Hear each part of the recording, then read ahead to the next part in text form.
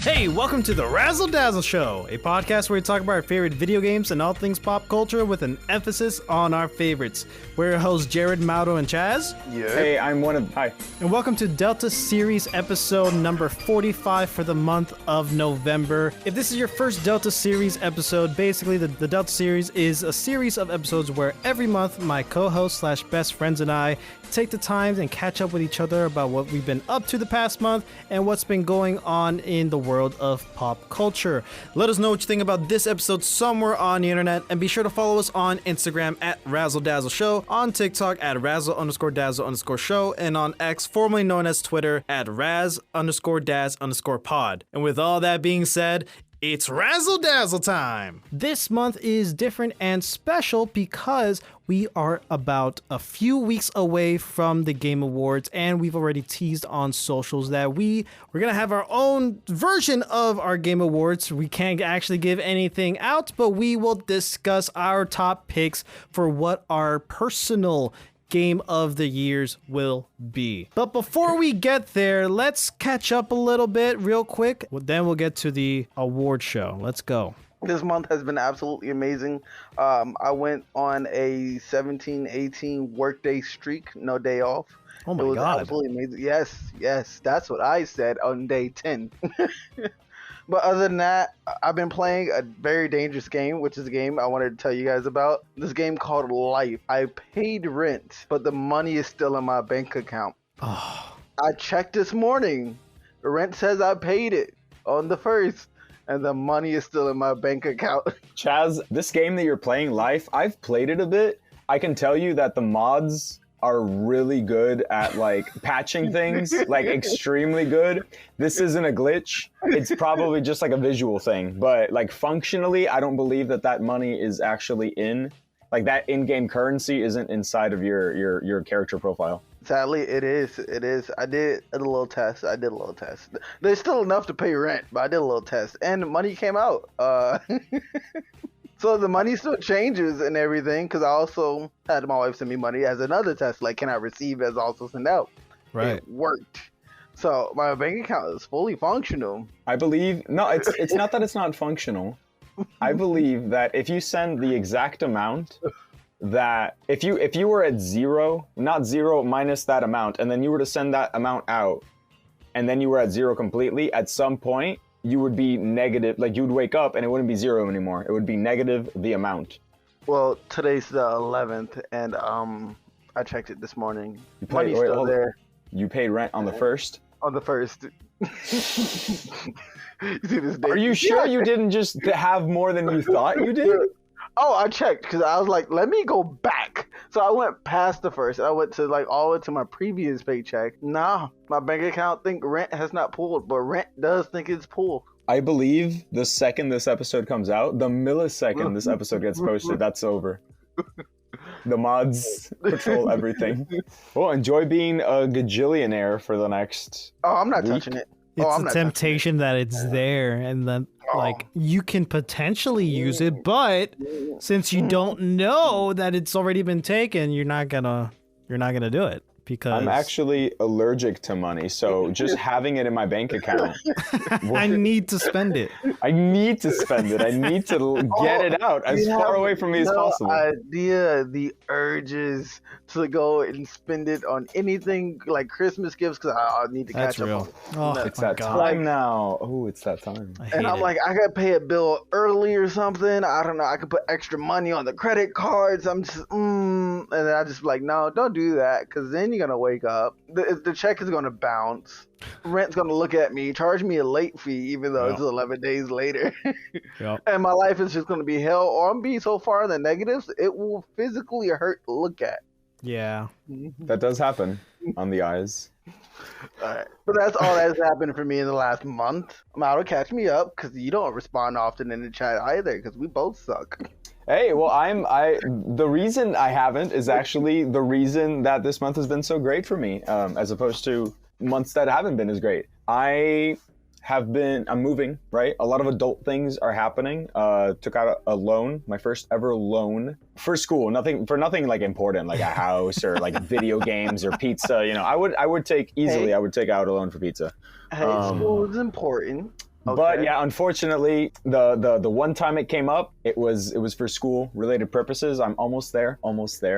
And I could have paid it off monthly on a month to month, but that would have been my car note. So it was either have a car or pay for school out of pocket. I'll pay Sally Mae later. But more important than school and my future and my career, I'm changing sceneries. I'm going from one house to another, and I'm very excited because although I hate the moving process, I like new places. I thought you were gonna tell us what toppings you had on your last pizza. What did I have on my last pizza? It was cracked, dude. It was 2 weekends Drugs are ago. not good. Let's talk about that. No. First of all, I would never put crack on pizza. I would inject it with heroin right into the crust. Hey, the DARE program. I would inject it with cheese. Secondly, the toppings that I had on my last pizza were sausage and ham and bacon, as well as chicken with barbecue sauce. And I don't know what type of Big time meat lovers. Oh yeah, that. It was that. Got it. That one. Yeah, there you go. That was the last pizza I had about 2 weeks ago. Wow. Man, I want pizza now. Right? Probably gonna get one after this. Yeah. Cowabunga, dude. I'll just go. I have like a little. It's not as great, but I have a Little Caesars down the block, and it's a walk. What do you mean? No. I mean, because we're talking about like the ultra mega meat lovers deluxe pizza over here, and then it's like, oh, now I gotta go settle for cheese. I mean, their deep dish are great, dude. Oh, they are, but I don't know. I want like a pizza. I want slices. Fair. It's more about the cultural aspect of taking out a triangular slice and eating it. You know? From a circle. From a circle, square right? box. Yeah. Yeah, there we go. Come on. Gotcha. Can a deep dish do that? No. No, it cannot. I mean, so you could, but like. Wait, you want a triangle from a circle, and you don't think a deep dish can do that? No, it totally could, but it would ruin the deep dish. I mean, like, you can. How many triangles can you get out of it? You know. Isn't that Chicago style pizza? Yeah. Yeah, but those are made in a specific way that the edge where it triangles is kind of like welded together. I see. They bring in a professional welder. No, in a deep dish, in the Little Caesars deep dish. Correct me if I'm wrong, but when you cut into the center, it's all nice and gooey and stuff, right? And so you cut it again. You take out the first slice, and like the end, the crust is complete, but the end isn't like closed, right? Right. Yeah. So like that, like already, this is like a falling apart triangle. For me, I get meat lover, so like usually the meat can hold itself together basically if you don't just over here flap it around like it's a goddamn cardboard. That's the best part of pizza, just flapping it around all over the place, throwing it on the ground, not even eating it. You know? No. Have you guys noticed in Little Caesars, like when they first brought the deep dish pizza like onto their menu, and I remember going to the Little Caesars in the same plaza as a Publix on Bird Road. I remember just going there like at late at night with my stepdad, and it was like my first time trying it or whatever. And it was huge. It was the size of the entire box. And there were corner pieces and the edge pieces, but there were a lot of pieces in the middle where it's just like, no crust or whatever, because it's a square. Yeah. But nowadays, and I've noticed this recently, that when you go to Little Caesars and buy a deep dish pizza, you get like 2 mini deep dish pizza that's all corners. You get 8 corners. So you get like 2. You know what I mean? I haven't gotten like a deep dish pizza in a while, so I haven't seen that actually. Yeah. I thought it was still the old way. No.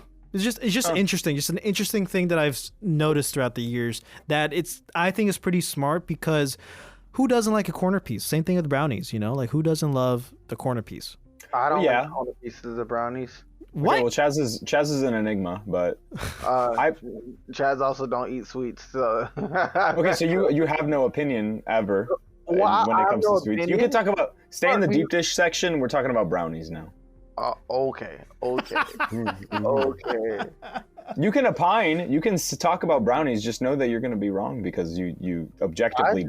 I just want to put my 2 cents in because that's all I got left in the bank account to give. So I'm just. Could we record that part about the? Oh no, what we did? Okay, yeah, that happened after.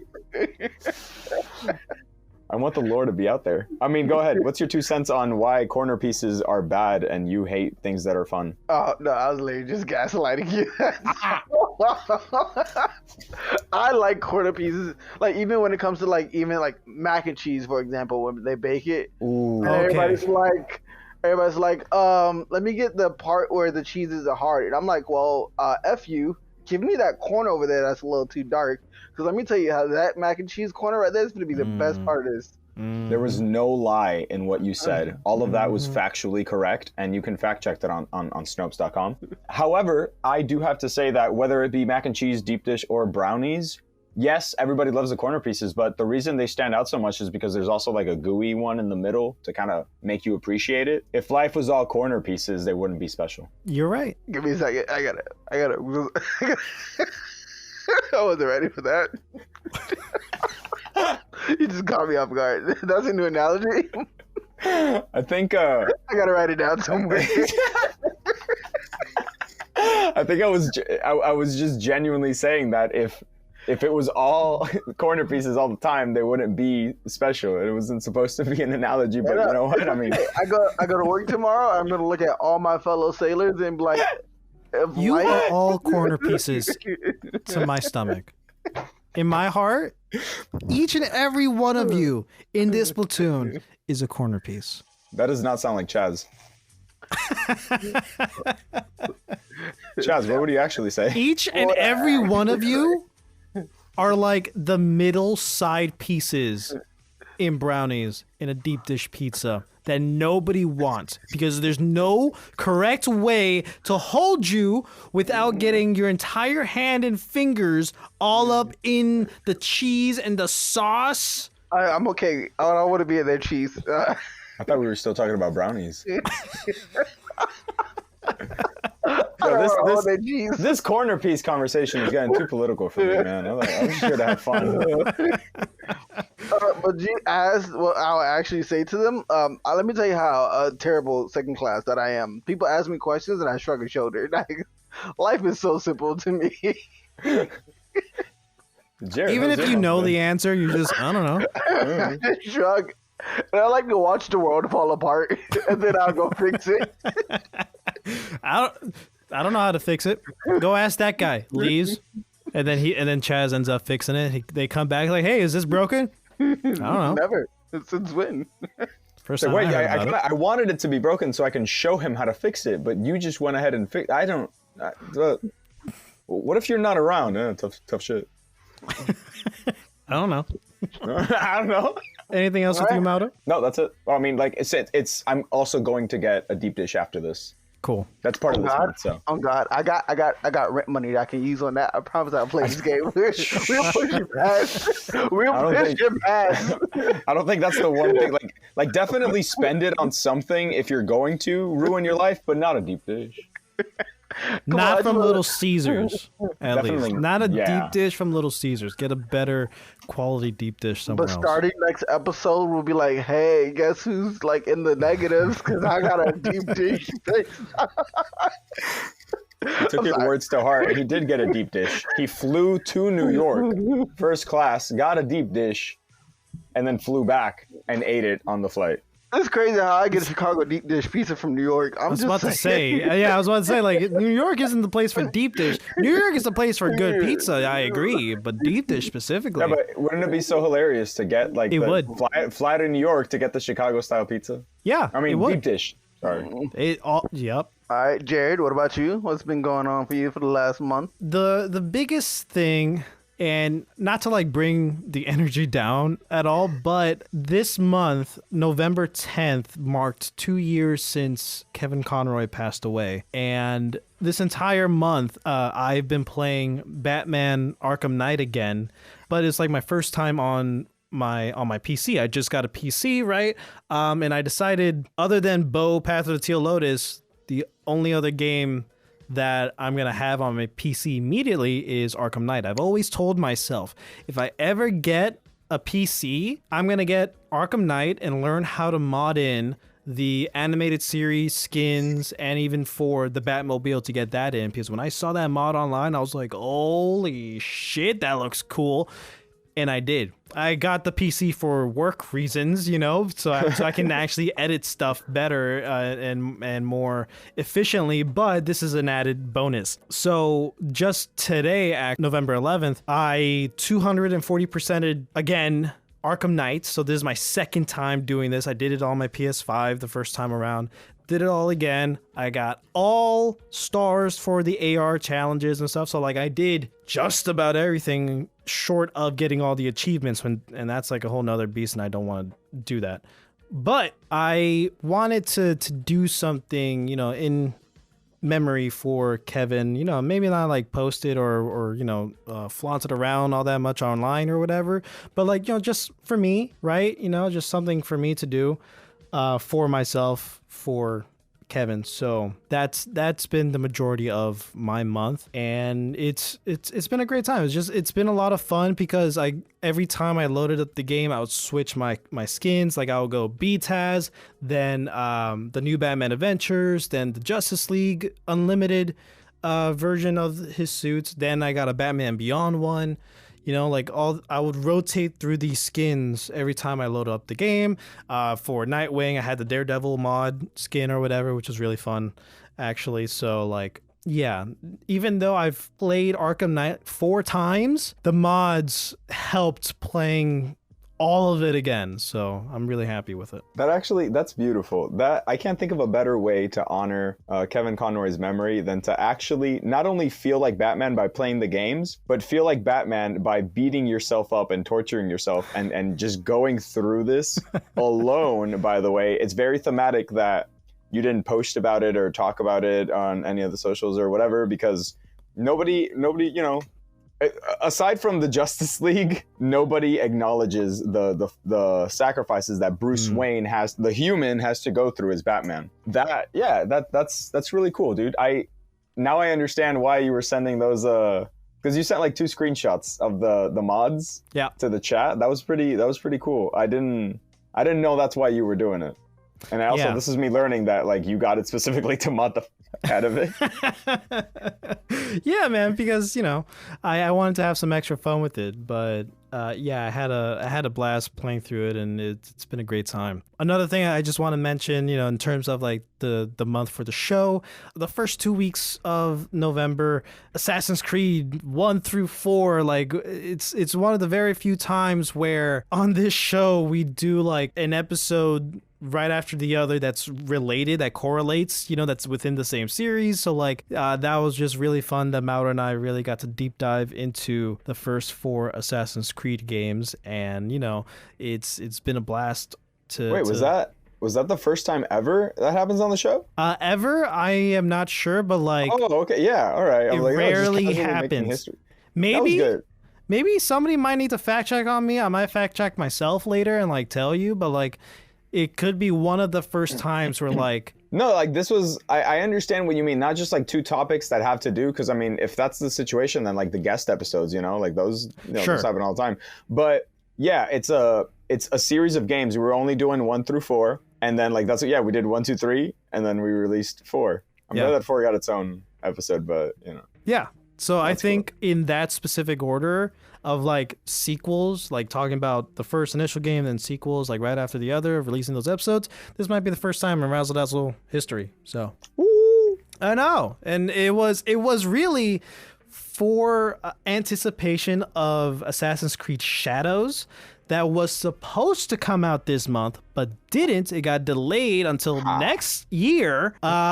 So we thought we were smart, and like we were like gonna try to capitalize on this a little bit, you know, and like release our Assassin's Creed episodes when the new Assassin's Creed game comes out. No, it got delayed, but whatever. It's been such a long time since we had this in motion that when we recorded those episodes, I was in a different closet. That's true. Yeah. The same week as our Assassin's Creed trilogy episode came out, the first week of November, we partnered and collaborated with frickin' the official Voltron account.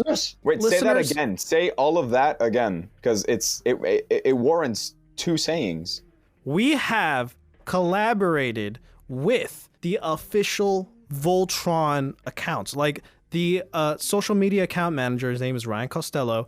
He came on the show as a guest, and this is our start with our relationship with Voltron, which, you know, if any longtime listeners of the show will know that Voltron has some very important themes and it's very important to the show, to this show right here. This collaboration starting, and that's not like the only time it's going to be happening. There's going to be more stuff in the future, but like it's still crazy that I'm saying this out loud, and that's why I'm stuttering so much, because it still hasn't like connected, like it still hasn't clicked for me that like we have partnered with Voltron as like what collaborators, dude. Yes, it's crazy, dude. And you know, I'm very much excited to have Ryan back on the show in the future, and we're going to talk about a lot of other cool Voltron related stuff, and you know, we're going to get Chaz and Mauro involved in that too. It's not just going to be me and him, because that's not going to be fair, so stay tuned for that. It's time to actually participate in the guest segments. I'm so anxious. Yeah, we'll see what happens in the future. But also, last week, as of the release of this episode, it's a big week because we have double uploads, but there's a reason to that. Starting off the week, we had the amazing Jessica Aaron Martin on the show. For people who don't know who she is the first ever official voice of Samus Aran in Metroid Other M. And she is like literally one of the sweetest people I've met ever. She's so amazing, and she was so nice. She was nice enough to like have me send my original copy of Metroid Other M to her so she can sign it and then like send it back to me. And that's like, that doesn't happen, man. And like, she was kind enough to let me do that. And I'm like, what? That's so cute. Yeah, it was a really great conversation. I was so happy to meet her. And later that week, the Golden Joystick Awards happen. We are recording this before the show and before the award show, and we have no idea who won or what got nominated, or we know what got nominated, but we have no idea who won any awards at this moment as of recording. But Little Kitty Big City was nominated as Best Indie Game of the Year. In celebration of that, since we are good friends with Matt Wood, the creator of that game, and Double Dagger Studios, we've also had Riley Koenig on the show, who is the composer for Little Kitty Big City, and we wanted to release that episode on the same day of the award show. One for celebration. If Little Kitty got Indie Game of the Year, congratulations to them, but if not, still, they got nominated, and that's still worth celebrating. So congratulations either way to Little Kitty Big City. And that's actually a great segue into the game talks. Exactly. Yeah. Let's start talking about like the meat and potatoes for this episode. The main thing we want to talk about. Game of the Year. It is soon. It is 2 weeks away as of the release of this episode, but we are recording this early in November. We have no idea what the official nominations for the Game Awards are. So instead of that, we are going to be discussing our own personal picks for what we think should be Game of the Year from our favorite games that we've played. So my picks were Bo Path of the Teal Lotus, Final Fantasy VII Rebirth, and The Legend of Zelda Echoes of Wisdom. Mauro, your picks were Another Crafts Treasure, Astrobot, and Pow World of all things. And yes. Chaz, your picks were Black Myth Wukong, Monster Hunter Wilds, and Helldivers 2. Very interesting assortment of games here. We have 9 games to talk about. So, for the sake of time, we don't have to go into details about each and every single game that we've picked and like why we think this should be the Razzle Dazzle Show's Game of the Year, because that's what we're gonna like find out. We're gonna be discussing which of these 9 games will be the number 1 game that, as a show, we think deserves that title. So our picks are eventually going to fight each other for number 1 here? Yes. Okay. So the way he set up so quick. So let me get the notepad. I gotta start my rebuttals now. I gotta tell him why all his choices are bad. a lot of great games lot of great games have come out this year, but I'm getting the negative out first so I can focus on the positive. In my opinion, very few of these games are contenders for Game of the Year. And obviously it's super subjective to me, right? And again, super subjective to me. Something that qualifies as Game of the Year material nomination even is something that I'm excited to play for months. I'm checking for this, or even if I'm not, even if I just heard about it and I think it was really cool, I'm keeping up with the release date. That's a game that I get out of my house, hop in my car, drive to the GameStop to buy, and then like stare at the package on my way back to the parking lot, like just looking at it. A lot of these games that I've seen this year didn't do that for me. And I just want to mention that the qualifications that we are going to go off of for each of these games to decide which one would be the Razzle Dazzle Show's Game of the Year should be gameplay, visuals, soundtrack, accessibility, and just the overall how much fun it is to actually play this game. Like pure fun. Like if you are having fun with this, that should be, a talking point as well. I mean, yeah, of course. So those things in general, but please continue with what you were saying. Going off of this criteria, I'd like to start with Pal World. Okay, so let's not call it what it is, and let's call it by its government assigned name, Pal World, right? It's a survival game, like It's just for context. It's currently being sued by Nintendo. So. Oh, that's beautiful. I wonder why. By Pokemon, yeah. Oh, that's the thing that it was attempting to totally not rip off? That's insane. Well, okay, here's why I like it personally, right? Because again, I haven't played it, so it's not like I've had fun, but I've seen gameplay. I've seen the way the game actually looks. I've seen other people play it because it is an online game, which is this one's definitely a plus for me. Online games are hard. It's difficult for them to get nominated as a Game of the Year based on that merit alone, because a lot of the games that get it are story-based, right? Visually stunning games. Multiplayer games don't tend to look as good, as nice, as polished as single-player games. Like Red Dead 2 came out in that was like 6 years ago? A while. It's been a minute. It's been a little while, and it's still like, it's a Rockstar game. It's a huge map that doesn't have to deal with like Wi-Fi or internet or connections or like take other people into account. If you want to compare it with a game that is within it, right? Red Dead Online, that one kind of doesn't match up, and it's because of the multiplayer. So the fact that Pal World is multiplayer on top of the fact that it's a survival game that you essentially just kidnap creatures and use them in ways that are ethically questionable. I think it's fun to not just use them for battle, right? But in more truer Pokemon fashion, you use them to build things for you. There's no Pokemon game that allows you to like use Machamps to build a house. You know what I mean?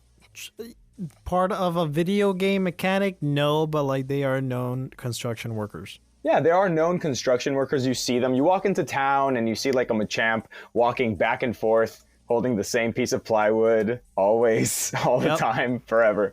And it's fun, like, it makes the world feel alive, and it makes these Pokemon have a purpose there. But still, like, imagine actually living in that world. You know what I mean?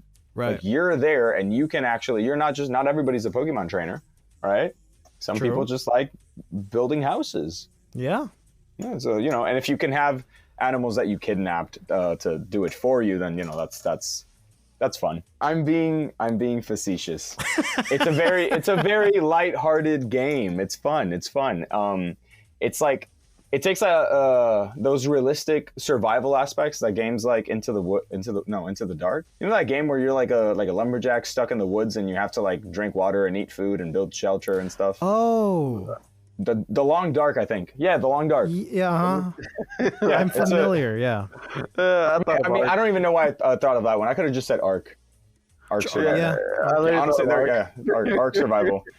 Building shelters, crafting, managing resources. That's all fun. That's all been done before. But like when you throw it into like a lighthearted open world Pokemon-esque game, it doesn't feel like, oh man, this is like I need to be looking at my my meters. It's more like, oh, I live in this world and oh, I mean, I'm hungry too. I could eat. I could do this. I could do that. Let me use my Pokemon, my pals, to help me with this. I think it's probably because it's a sandbox that it appeals to me so hard. What do you like guys? The freedom? I like the freedom. I genuinely like the freedom. Yes, and something that makes freedom, because it's difficult to make freedom feel free in a video game without making you feel like a god. And when you, like when you introduce consequences to yourself, like, okay, I could do whatever I want, but I also do need to check my meters, make sure that I'm fed and sheltered, and it's not raining on me, and I'm naked. Yeah, it makes it feel a little bit more human. What do you guys think of Power World? My thoughts on Power World, it's just comparing it to the other two games on your list is easily like the bottom tier, because it is bare bones. It's only doing what it kind of needs to do to somehow separate it from Pokemon, because of course that's going to be brought into the conversation, but just seeing it by itself. One, I am not a fan of like resource management, collecting, building, crafting games, like that type of stuff. I immediately check out, like Animal Crossing, Stardew Valley, No Man's Sky, like that type of stuff.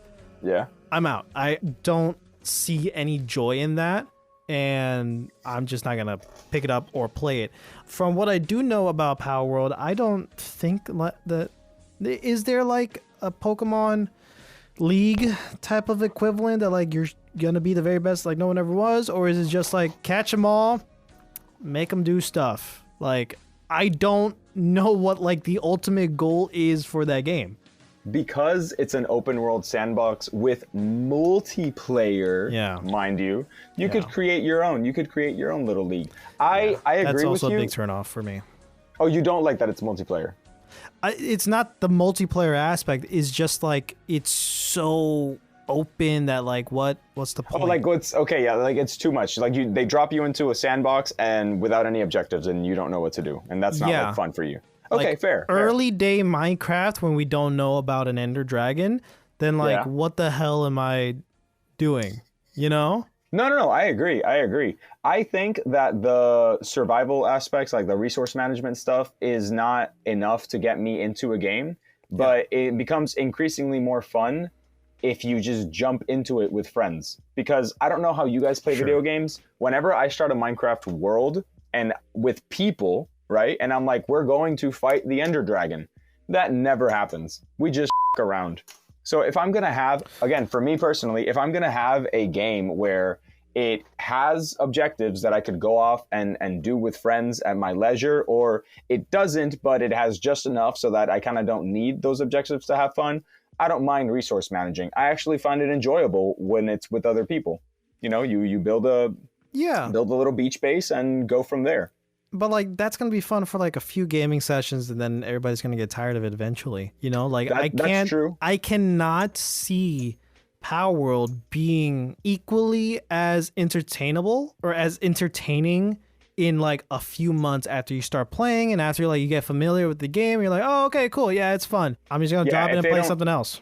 If they don't add things to it, sure. Yeah. If they leave it as is, then absolutely. Like it's a lot of fun. It's like a really big like shot of dopamine, and then once it subsides, you just kind of left with, okay, well, I've done it already. I think like the big draw, it has to be the air quotes pals, and just like seeing all of them and like catching them all, right? Like just like standard Pokemon stuff. I'm sure they'll bring things along to do with the actual pals, or they might add new ones. I don't know how it's gonna go. They might not make it to the end of the year with Nintendo on their, but for being the little engine that could, it gets a special place. It gets a special mention. Sure. Next up, Astrobot. Yeah, man, that kicked ass. It did. And honestly, gun to the head, if I had to pick one between these three, it would just be Astrobot. That's fair, dude. If you want to make that like your number one and rate it already, cool, and we can still talk about it. Well, hold on, because again, I haven't played it. That's fine. And because I haven't played Astrobot, the only thing that is keeping this in the position that it is in my mind is the fact that I played Astro's Playroom, its predecessor, and I grew up playing 3D platformers from Sony. And this game, it's definitely the nostalgia goggles are on, and they're on hard. They're drilled into my skull. This game does have a lot of really fun, like it took all of the platforming and puzzle solving and like movement stuff that Astro's Playroom had and just jumped it up to 12, bro.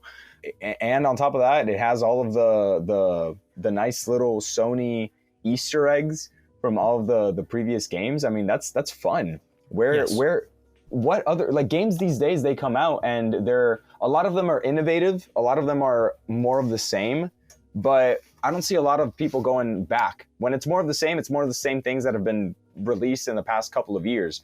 But you know, we're not seeing 5 or 10 platformers come out every year. We're barely seeing one, you know? And if they are, they're like indie games. I feel like that alone is what sets Astrobot apart, because, you know, it shows you in 2024, people still can have fun with platformers. It helped a lot that it's like Sony's new mascot, I guess, and that, you know, a lot of people are getting it because they can see all the... I like that it was definitely, it helped it that it was Sony's new mascot, and like that's generating hype, but it would have been fun regardless, even if it was a new IP. I am so happy you brought up new mascot, because I think Astrobot can now finally be the final nail in this big coffin of like, what are you doing, PlayStation? Who is your mascot? You have all these contenders: Spyro, Crash, Sly, Jak and Daxter, Kratos. I think now Astrobot has to be the definitive answer to Sony's PlayStation's mascot, and it's so hard to make a case against it, because the 2 games that this little guy has is a love letter to PlayStation, to its entire history. The amount of Easter eggs, like you said, not only for the unlockable characters, which is just like, you know, cute little outfits of previous PlayStation characters, even newer ones, like Eve from Stellar Blade is on here. And you can go from there all the way back to Jak and Daxter, all the way back to Sly, Spyro, and even Crash. Like, there are also elements of other PlayStation hardware, consoles. The controllers, it's all worked in to this adorable, cute little world. And it's a small game. It's a 5-6 hour game. But that doesn't mean anything. That just means that it's a fun, easy thing to blow through in a weekend and have an absolute blast. And I think that's exactly what it is trying to do and what it needs to be. It is bringing back the same type of magic that Super Mario Galaxy brought when it first hit the Wii. But it goes a little step further because of how much love is being shown and expressed for the history of PlayStation. I'm really glad that you used the word magic, because that's pretty much what it feels like. Aside from all of the magical, whimsical stuff of having a platformer that feels both new and familiar at the same time, it's also, I think it's super cool that it's using the PS5, the hunk of hardware that you have in your living room. It is using that to the extent of its abilities. The VR in and of itself, dude, I haven't even, like that, a mascot should get people to buy the console. It should be the justification for the console. Yep. And this is it. This is that justification. This is, hey, why should I get the PS5? I mean, there are a ton of games as well, but like Astrobot is the reason to buy the PS5. And I hope Sony like continues going on this, you know, on this path that they're on. I agree. I think it's a better game to sell for the PS5 than like Spider-Man 2 for like getting a console, and like the game that comes with it is Astrobot. I think that's perfect, man. And I just wish Astrobot came earlier. I do. Yeah, honestly, I think it was amazing marketing though, like to just give Astro's Playroom out for free with the PS5. Oh, sure. It was that. Astrobot was here with us this whole time. He was this whole time, but he was kind of there. It was a play test, wasn't it? The Playroom was a play test to showcase what the PlayStation 5 can do. Exactly. I don't think they ever meant to make it a whole game, but Astrobot has been with us this whole time. He's been sitting there in our PS5. Now he's front and center. Yeah. Now he's big. He's the new Sackboy. He's the new Oh man, I think it's the game to get if you love Sony. Yeah. If you've been feeling like maybe having a console isn't it, there's no real reason to just have a console. I could just have a PC instead. This game will remind you that, you know, while the PC does exist, this particular console is more than just like a hunk of hardware, you know? Yeah, and it's for anybody and everybody. Like, if you're not a hardcore gamer, then this is a great, like, casual game to play. If you if you're a gamer who wants a challenge, there are challenging portions in this game. Like, it's a game for everybody. Yeah, absolutely. And my third choice and an actual contender for Astrobot would be Another Crab's Treasure. Just because I love the fact that it's Dark Souls, but underwater. Yeah, it's underwater. It's whimsical. It's charming. It's nice. You're a little crab. Yeah. You're a little crab, and you're taking like the combat style of this like notoriously difficult, dark, gritty game, and just putting it like it's same genre, just making it light and fun. Yeah, Another Crab's Treasure was also nominated for the Golden Joystick Awards as Best Indie Game of the Year alongside Little Kitty Big City, and I think it is rightfully deserved. I even bought it, and I'm not a big Souls-like player, but yeah, this underwater Souls-like stands out in every way compared to the rest of the games in the genre. The atmosphere is incredible. It's completely different and is a nice change of pace. Of course, it is still hard. Of course, it can still be brutal. But you know what this game has that every other Souls-like doesn't? A gun. A gun. A gun. Like, there's wow. Calm in the down. options, there's a toggle for easy mode, and you know what that is? It gives Skrill, the playable character, a gun, and you can just one-shot every enemy. So like, you don't have to deal with like the actual hard combat system. The fact that this game just has an option where it's like, hey, are you stressed out? Yeah. Do you want to shoot everything in the face? Yeah. With a 9mm? Okay, here. Do it. Here. Do it. And like, it's way more effective than the guns you have in Bloodborne. Oh, absolutely. Bloodborne Don't even get me started. In fact, don't even ever talk to me ever again. How dare you? Why are there guns? Why are there guns in Bloodborne? They don't do anything. But anyways, I digress. Another Crab's Treasure is like, the premise is charming, but like once you get like to the end, it gets kind of like a little meta, kind of existential, which like it doesn't need to be. You know, it's a great lighthearted Souls-like game that will still make you frustrated as all hell by throwing you against the wall, but you have that easy mode option. And that's like, for me, that's what makes it fun, because it makes me feel like it's okay to play this. Like, yeah, I'm still gonna play this and like try my best playing how the game is intended, like, you know, Souls-like mechanics and dodging, parrying, whatever. But I'm just so happy to know that in my back pocket, inside my shell, or I can replace my shell with an easy option with the gun. It's I don't know. I wouldn't go through the entire game with the gun. But it's a nice little. I do it once. Meme. It's a meme. No, yeah, okay, I would do it once, but like I wouldn't use it as a crutch. It's a nice little meme. If it's getting too Dark Soulies and I just need to let out some frustration, I'll put out the gun, and it's fun. It'll make you laugh. This is a really good title, I think, for the music Souls is fans. sick too. Oh man, I haven't even heard the music. I'm even though I think I like Astro World more, I'm more excited to play this game than I think Dark Souls players will probably enjoy it a lot too. You know, they'll obviously they're familiar with the mechanics, but they'll probably enjoy the lighthearted aesthetic. It might get them into, you know, something different. Yeah. And this might even open the gates for something other than From Software to just release Souls-like games. Yeah, right? And this is an indie game. You know, like, and dude, creating such an incredible product, you know, like, dude, it's so good. And like, the boss designs are spectacular too. Like, one of them's a freaking mantis shrimp, and like, they're already known to be like one of the hardest hitting animals on Earth, and like, you fight that in the game. Like, there's a lot of cool aquatic, like, they take a lot of things into account from the real world and how they like will transform that into the format that works for this game. It's just really cool. There's just like a lot. It's very thought out. It's very cool. Right. Who next? Well, hold on. Before we move on, I just want to know, I want to solidify, like, with all that being said for your picks, Mauro, How would you rank them for, from 1 to 3? From 1 to 3, 3 to 1. 3 at the very bottom would be Pow World, because while it is a fun game that I definitely want to play,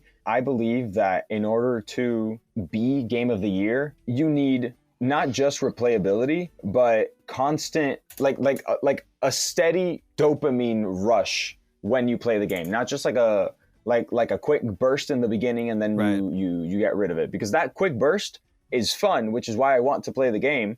But like you said, Jared, this is a game that people are going to be playing 5 years down the line in its current state. And in its current state is where it is. So yeah, that one is number 3. Number 2 has to be Another Crab's Treasure, because while I love this game, I love the concept of this game, and I am very excited to play it, even more so than Astrobot. Yeah. I've played Souls-like games before. I played Soulsborne games. I think they're really fun, but they are not my favorite genre of video game. And since these are personal picks, I will have infinitely more fun in the long run playing Astrobot than I will either of these games. That's so fair. Astrobot is number 1 for me. All right, there we have it. Okay, now let's move on to Chaz. Let's talk about your picks if you're ready. My first pick will be Black Myth Wukong. I want to start with that one because out of the 3, that is the one I did not play. I still want to play. Oh. And by the simple fact, I have not touched Baby Girl in a while. That's what I have to play her on. Wukong, he's been like one of my favorite gods growing up, just because how silly he is. And like I recently found out in the last couple of years that this god is absolutely broken. And I love that this game takes you through. I guess you don't play as Wukong himself. You play as like a disciple in a way, and you just take the same path Wukong took, only to inevitably go fight the great Wukong and get absolutely bodied by him. Because why would we play a game and not get bullied by our favorite person? And then, that game, I looked at gameplay for it, and it's just aesthetically pleasing all the way. Like they didn't waste like any money into the art. That's a game I'm really excited to play when I get the time and the energy and the remembrance, because that's another one of my things. I will be like, oh, I got money, let me go buy a deep dish pizza or something, you know? No, Wukong. You walked the entire path and then you just jumped off the cliff. And this is another Souls-like game, right? Yes, Yeah. it is. The bosses, I've been told, talked to people who play the game, and they're like, don't take this game lightly. It's like a Souls game. If not, it is one. I do not know who made it because I have not opened up or looked further into it, sadly. Because I want like the full nostalgia when I open up the game. When it came out a few months ago, it's fairly recent. A lot of big hype towards it. Like, yes, it looks beautiful. It's like the aesthetic, the culture that it's showcasing. It is beautiful. It's great. And yeah, cool. Another Souls-like. There's nothing wrong with that, but there are some things that I've seen or that I've heard of that kind of makes it stand out from like the others in terms of just like different mechanics and how they work and all that good stuff. But I haven't seen anything said about Wukong for a while now. So yeah, I don't know. Assuming it's died down. Most people, like when you beat a game and there's nothing left after, what do you do at that point? Right. You're gonna go replay the game? That's about it. Well, why do people keep playing Bloodborne? You know, like. Well. So okay, let's use Elden Ring because it's more similar to Wukong than Bloodborne is. It's also open world. It is Soulsborne. This one, it was actually made by From Software, and it has a lot of the same mechanics, but. In Elden Ring and most Soulsborne games, when you die, you get one chance to pick up your blood coins or whatever, the things that you need to level up. And if you die on the way to them, they're gone forever. The way I have it understood, Wukong does not do this. It is a lot more forgiving when it comes to this sort of thing. I could be wrong, but I've talked to somebody who was playing the game and he gave me this exact analogy. And he told me this dude he's a casual gamer. Like he has his setup and it's nice, and he's got his console. He just got the PS5 Pro with the disc drive. He said that that worked for him, and I quote, "Oh, Bloodborne was too intimidating for him." So I understand that because it doesn't have that same challenge. Well, that is challenging. It doesn't have that same challenge that that Elden Ring or Bloodborne or Dark Souls has. It brings in the casual player, and just like Chaz said, they'll play through the entire game, and then that's it. It doesn't really do anything to just restart the game. Meanwhile, in Elden Ring, you start New Game Plus, the game just kind of keeps going. You keep everything that you have, and you can keep getting stronger, and the enemies are all stronger. And that's how it works in all these other like boring games. It's fun to play, but it's always a challenge. Like you go in there to challenge yourself. You go in there to like train yourself essentially. I'm guessing Wukong isn't like that, which is probably why people don't play it to the extent that they're still playing Elden Ring. Does Sun Wukong have, does Black Myth have classes? New Game Plus or classes? No, I do not. I feel like it's going to be like Sekiro Shadows Die Twice. You have your weapon. That is your weapon. You get good. Yeah. From what I know about Black Myth, you don't get like different weapons and stuff. Like I'm sure you get like secondary stuff. Like the main thing is the staff, but the main attraction towards it is the boss battles. It is, from what I can tell, is it's essentially a boss rush, similar to like God of War, like the newer ones, where like you just go from one area, fight a boss, go to the next, fight a boss, and so on and so forth, and you're just like throwing yourself against the wall to overcome this next challenge, so on and so forth. With the Soulsborne games, the bosses are definitely very prominent, but they also have, like I just realized, classes, different classes. With that thing that Chaz said, that's why. That's totally true. That's why people do different runs of these games, so that they can torture themselves with a knife playthrough, or maybe they're normal and they just want to try a more magic center build instead of a ching ching ching ching ching swords and gun build, you know? Yeah. If Black Myth doesn't have that, then it doesn't really incentivize replayability, unless you just want to play the same thing again, which, while fun, is not what most people are going to do. Yeah. I think the main draw of it is the lifelike portrayal of the ancient Chinese architecture and cultural heritage that it clearly is based off of, which of course is cool as shit, and adding on the intricacies of a Souls-like battle system, regardless of it being a boss rush or not. I think the vibe may or may not be like the reason people still want to play this game, if that makes sense. You're not wrong, and that is a great fear of me in this game. Like if I go get Black Myth Wukong and I beat it, I spent $60 on me. I get addicted to games, and I usually do my best. There's one game that I've given up on, and I can still play it, but like I given up on. But I will put like every waking hour I got into that game until I beat it. So my fear is spending $60 on a 3 or 4 day game. You get me? And then I'm like, that's it. At least with Sekiro, no, I still get on it right now. And props to everybody who has beat this game. I still get my ass beat bad enough to be like, all right, I quit for the night. And I just, because I did like my playthrough of like 10, 12 days at a time of just going to get mopped by these bosses. The next pick, as you guys know, I love Chaos. Chaos is great. Chaos is amazing. And that's why Helldivers 2 was in another one of my top 3 for the games of the year. I got it, and I saw videos of it, and I was like, there's no way I'm not going to join in on the democracy. Like, I'm going to be there to fight a bunch of bugs and robots, and, I hate life about it. That game, I don't know how to describe it to you, is great with friends. You can play it alone, but I love the fact that once you get to a certain level, there kind of is like no playing alone. You need a party.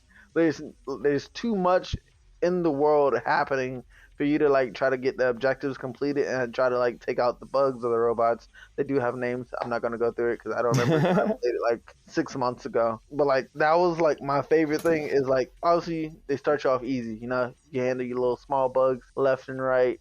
You handle your robots to shoot back. New aspect. It's when you get up there, it's just like every step you take could be your last step. It can be an explosion. It can be a giant beetle trying to swallow you or engulf you in fire. Or what you ran into was not a wall, but the leg of a bug that also wants to kill you. And that's how big they can get in the game. I love all of the armor class. They came out with like a decent amount of stuff for you to run with. And there's like, in a way, classes. Your suits have different abilities, and obviously you have the different weapon types. And I didn't think they would put energy type weapons into that game, but they did. I really did enjoy that aspect as well. I really love watching my friends suffer as well.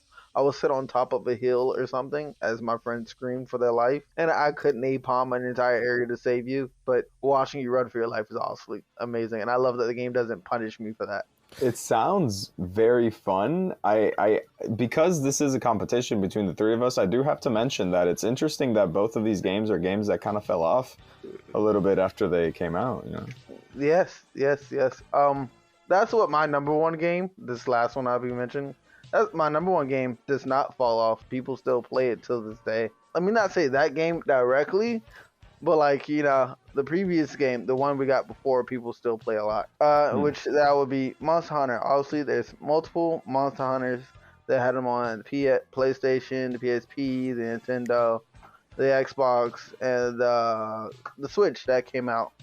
But this game, I made it my game of the year by the simple fact that I've seen an entire community excited for this game. Like, any information on this, people, they did leave.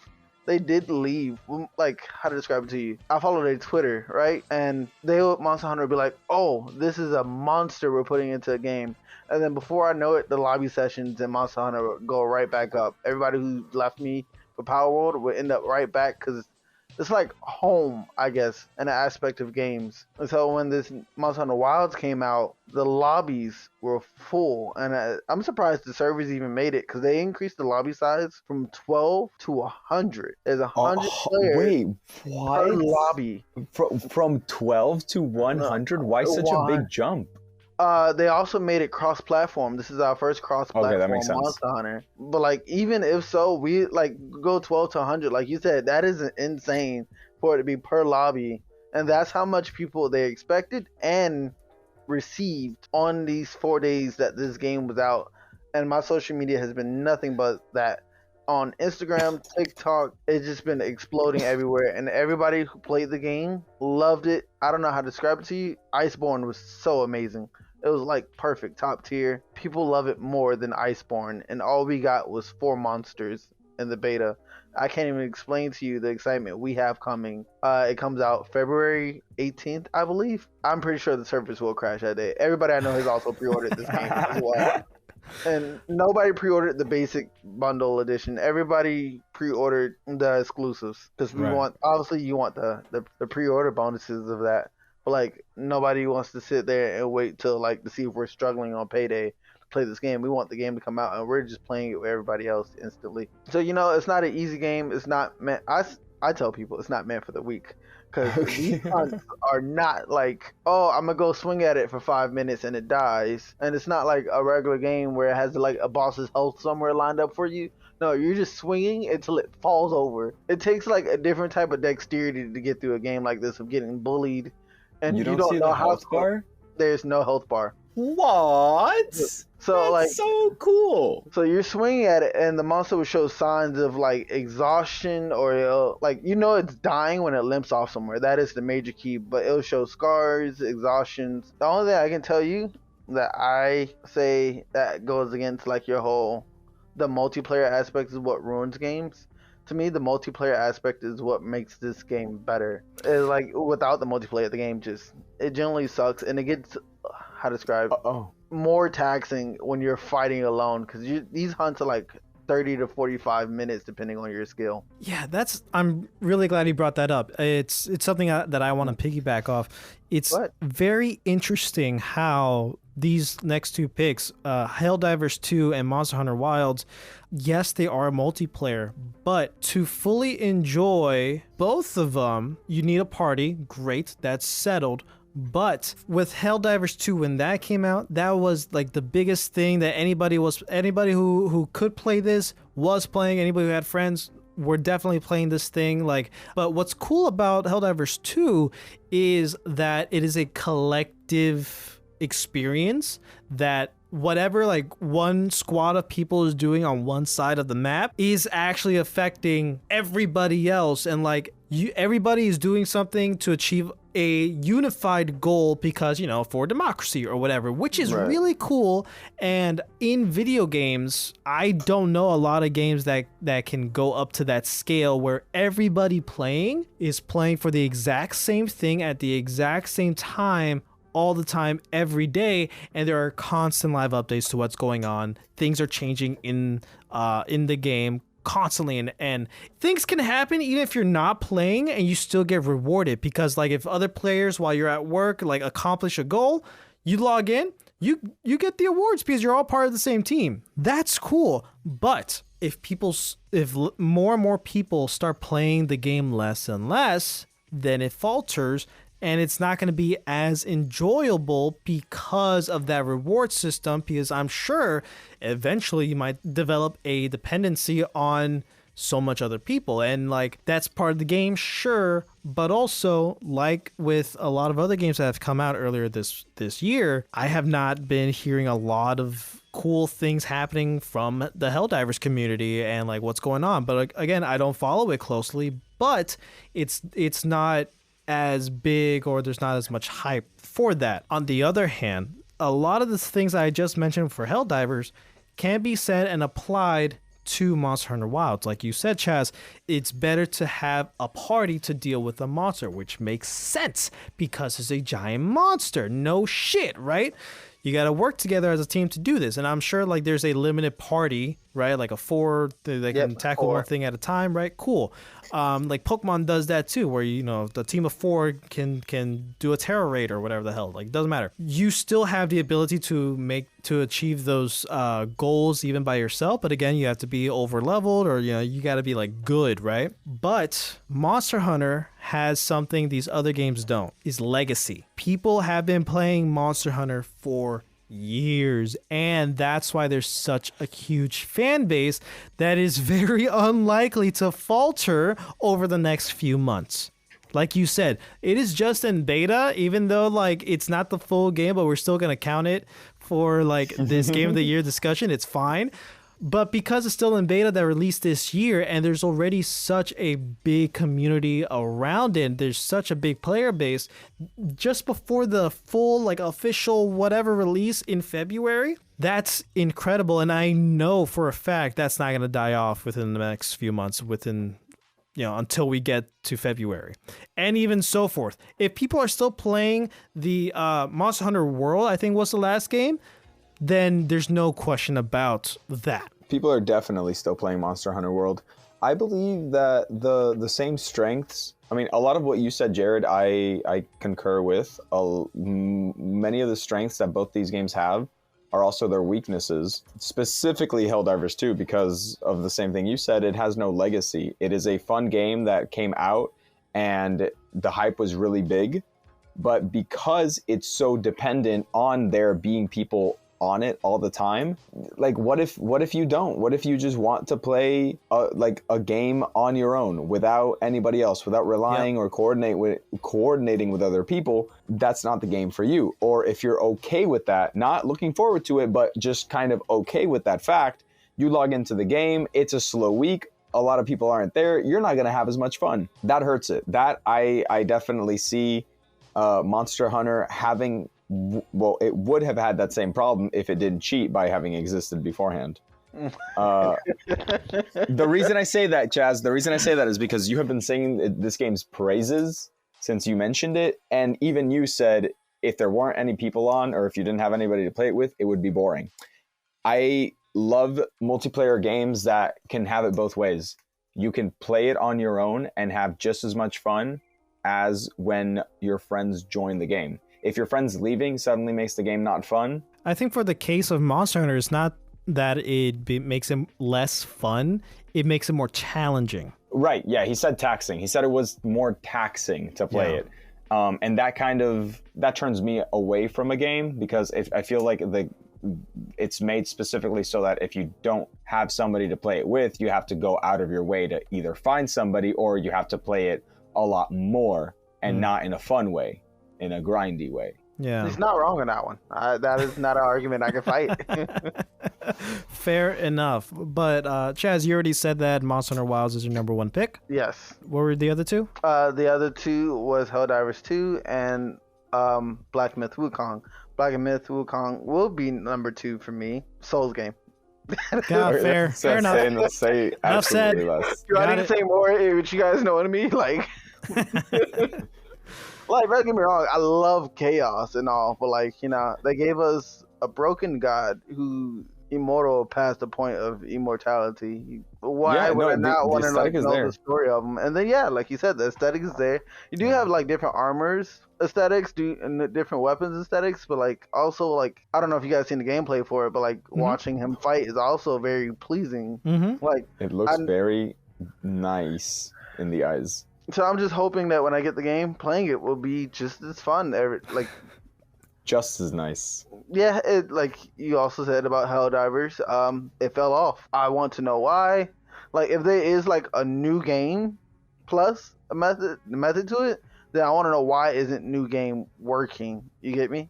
Yeah. Because then if it is like the whole Secular Shadows Die Twice, you have the power pole is only your power pole. What will be like? How can I go through this game different than I did last time? You get me? Yeah. So that's what I will be looking for, which I'll obviously keep you guys updated when I run into that. But that'll be my order. It'll be Monster Hunters, Black Myth Wukong, Helldivers. Now we know your pick for the running of the Razzle Dazzle Show's Game of the Year. It is now my turn, and man, I've been thinking about this for months, and that's why like I wanted to dedicate this Delta to this whole conversation. My picks are, again, Zelda, Echoes of Wisdom, Final Fantasy VII, Rebirth, and Bo, Path of the Teal Lotus. Now, you guys know me, and you know I love Zelda. That's like my number one baby. And you guys know that I love Final Fantasy VII. Is one of my favorite games of all time. Oh, boy. I'm going to start with Zelda. Right? It came out not too long ago, and I had an absolute blast. Last Delta, I was already saying, like, I've already 100% completed it. I had an amazing time playing it. You know, it's not a very long game, but I really took my time and really, like, enjoyed fleshing out everything about it. Soundtrack, awesome. It's just great to play a dedicated official Zelda game that you play as Zelda canonically. The story, there is a lot of surface level stuff, but it adds a lot to the overall lore of the Zelda franchise, and the gameplay is, again, fantastic. It's a perfect mix of bringing the open-endedness of Breath of the Wild and Tears of the Kingdom with a 2D Zelda formula, and it does an amazing job, and it gives you a lot of freedom. It is so much fun, but compared to the other two games on my list, it can't go above that. Not saying that it's low, because like at this point I'm giving Zelda Echoes of Wisdom like an 8 and the other two a 9 and a 10. And it is very hard to say anything bad about Echoes of Wisdom because I don't really have anything bad to say about it. It is an amazing, fun game, but it plays it safe. It does exactly what it needs to do, but I know the Zelda team can do more and improve on it. I want it to be better. I get what you mean. Yeah. I understand. Yeah. Like it could have... They could have taken a few more risks, which in the end of the day probably couldn't have been risks. They just needed to get a little more creative with it. I understand. And which is a crazy thing to say because you, the player, gets to determine how creative you can get to solve all these puzzles, which I love. There's so many game-breaking things you can do, and it's fantastic. It's an overall great time. So, that being said, it's still not going to be my number one. To move on to the next one, Final Fantasy VII Rebirth. This is a big one. The sole reason why I even got a PlayStation 5 was to play Final Fantasy VII Remake and Rebirth. And of course, the third one that will come eventually. I got my PlayStation 5 like 2 months before Rebirth came out. So that gave me enough time to 100% complete Remake. And man, do I love Remake. Rebirth takes everything that made Remake great and upscaled it. No longer are we confined it to Midgar. We are let loose out in the open to the world of Gaia, and it is beautiful. It is spectacular. The story, which is one of the main driving things that I love about Final Fantasy VII, is the same but so different, and I love every bit of it. The characters that we already know and love, they're there, and I love them still, and maybe even more. Get to meet a bunch of new characters that may or may not have a smaller point in the original game, but is more fleshed out here. Like, we really get to spend more time in this world than we did in the original game, and I love that. It's very much fleshed out. I love how open each area is, each region is. The combat is still awesome. It's still fast paced. It's not like turn based or whatever. It's so good. The music, spectacular, phenomenal, and it's so pretty. It is an almost perfect game. Almost. Interesting. The big thing that pulls it down for me is the thing that I dread every time I go into a new region. Is for most open world games, there are like towers that you got to go to open up the map, and there are a lot of little objective side quest stuff to do, and that makes sense. Horizon Zero Dawn has a shit ton of them. Zelda Breath of the Wild and Tears of the Kingdom has a shit ton of them. But with Final Fantasy VII, a lot of the standard open world stuff that you gotta like do is fine, but there are specific things that I just don't ever like doing, because it has to go a certain way every time you go into a new region. You go into a new region, great. Go to the first objective, go to the first town, and like do like some very quick initial story stuff. Cool. Mm-hmm. Now go explore. But to explore everything, you need to find the region's chocobo. Okay, great. Side quest to get the region's chocobo, and there's like a whole little thing you got to do, and it's different each time. Once you get the chocobo, then you can do anything and whatever you want, but it is very tedious to do that every single time you get into a new region. And what should help it not get stale is the amount of variety it has between all the different things you got to do, like all the different little side quests, the monsters you got to fight, the mini games or whatever. They're different each region, but it feels samey because I'm basically essentially doing the same thing over and over again, and I don't have a lot of fun with that. And I don't know if there's a way to necessarily improve it. Maybe tone down the amount of it, but also that runs the risk of there not being enough to do in each region, which of course you don't want as a player and as a developer, and you don't want a risk of having too much that it just seems unbearable and unattainable, which again you don't want as a player or as a developer. So there's this weird, in terms of amount of things to do, perfect amount, but it's the things that we get to do is not always fun. And that's the thing that really is important with me. Am I having fun going to do all these things? Not every time.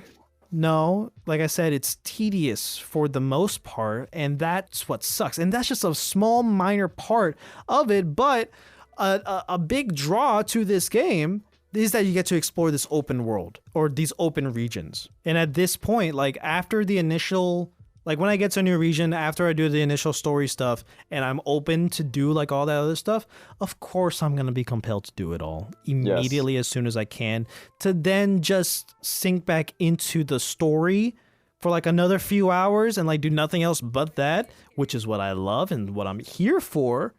And then I just get pulled out by doing all this side questing mini game stuff. It's just, I don't know. It's a weird balance. Now that could also just be because how I'm playing the game. I could probably like spread them out more, like do a little bit more story here, then a little side questing here. Stop that, go back, and then that's what I was going to. Yeah, that's what I was going to suggest. Was it like so? I'm guessing now that you mentioned that, it's not impossible to do it that way. You do a little bit of story, and okay, well, yeah. I feel like maybe what you need to enjoy this game a little bit more is some variety, like a different take. Instead of looking at it mechanical, you know, right? Finish this segment, then finish this segment, then keep going, which I know is kind of difficult for you because of the nature of how you play video games, right? Yeah. In order to complete, you have to look at it from a technological standpoint. This is very mechanical. I check this off, and then I check this off, and then I check this off. You're in a world, you know? You're in this world. Maybe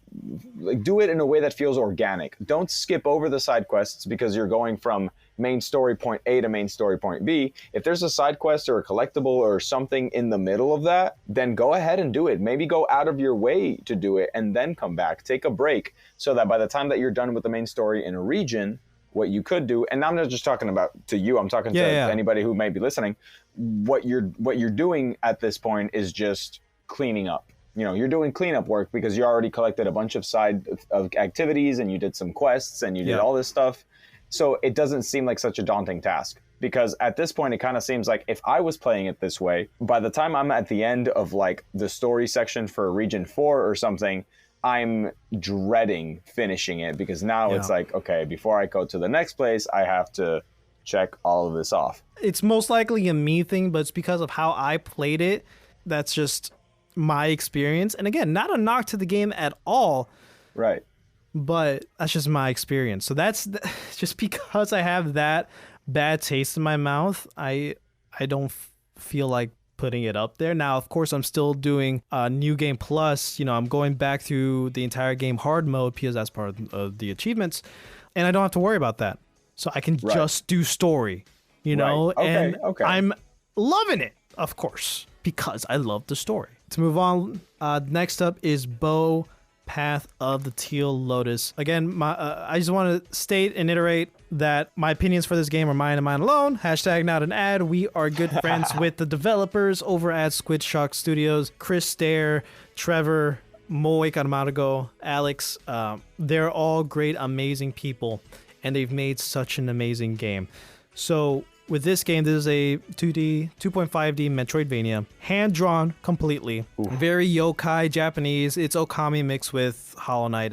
We talked about it before on the show. I've had nothing but fun in this game. From start to end, an amazing fun time, and I did not want to put it down. The music, beautiful. The game, beautiful. The gameplay, amazing, fun, rewarding, challenging, but not impossible. Ever since I saw this game randomly while scrolling through Twitter, I immediately got hooked. I fell in love with it, became an instant supporter of it, and I'm so happy that we got to talk to the people who've made this beautiful, amazing product, and I really can't think of anything bad to say about it. Everything about this game is perfect to me. It is a 10 out of 10 game, in my opinion. And it's hard to say more because I feel like I've already said a lot within the past few months and you know, but well, this is specifically for that. This is to geek out about how hard you love this game. And remember, you're still trying to convince us that this is the game, better than our own nominations.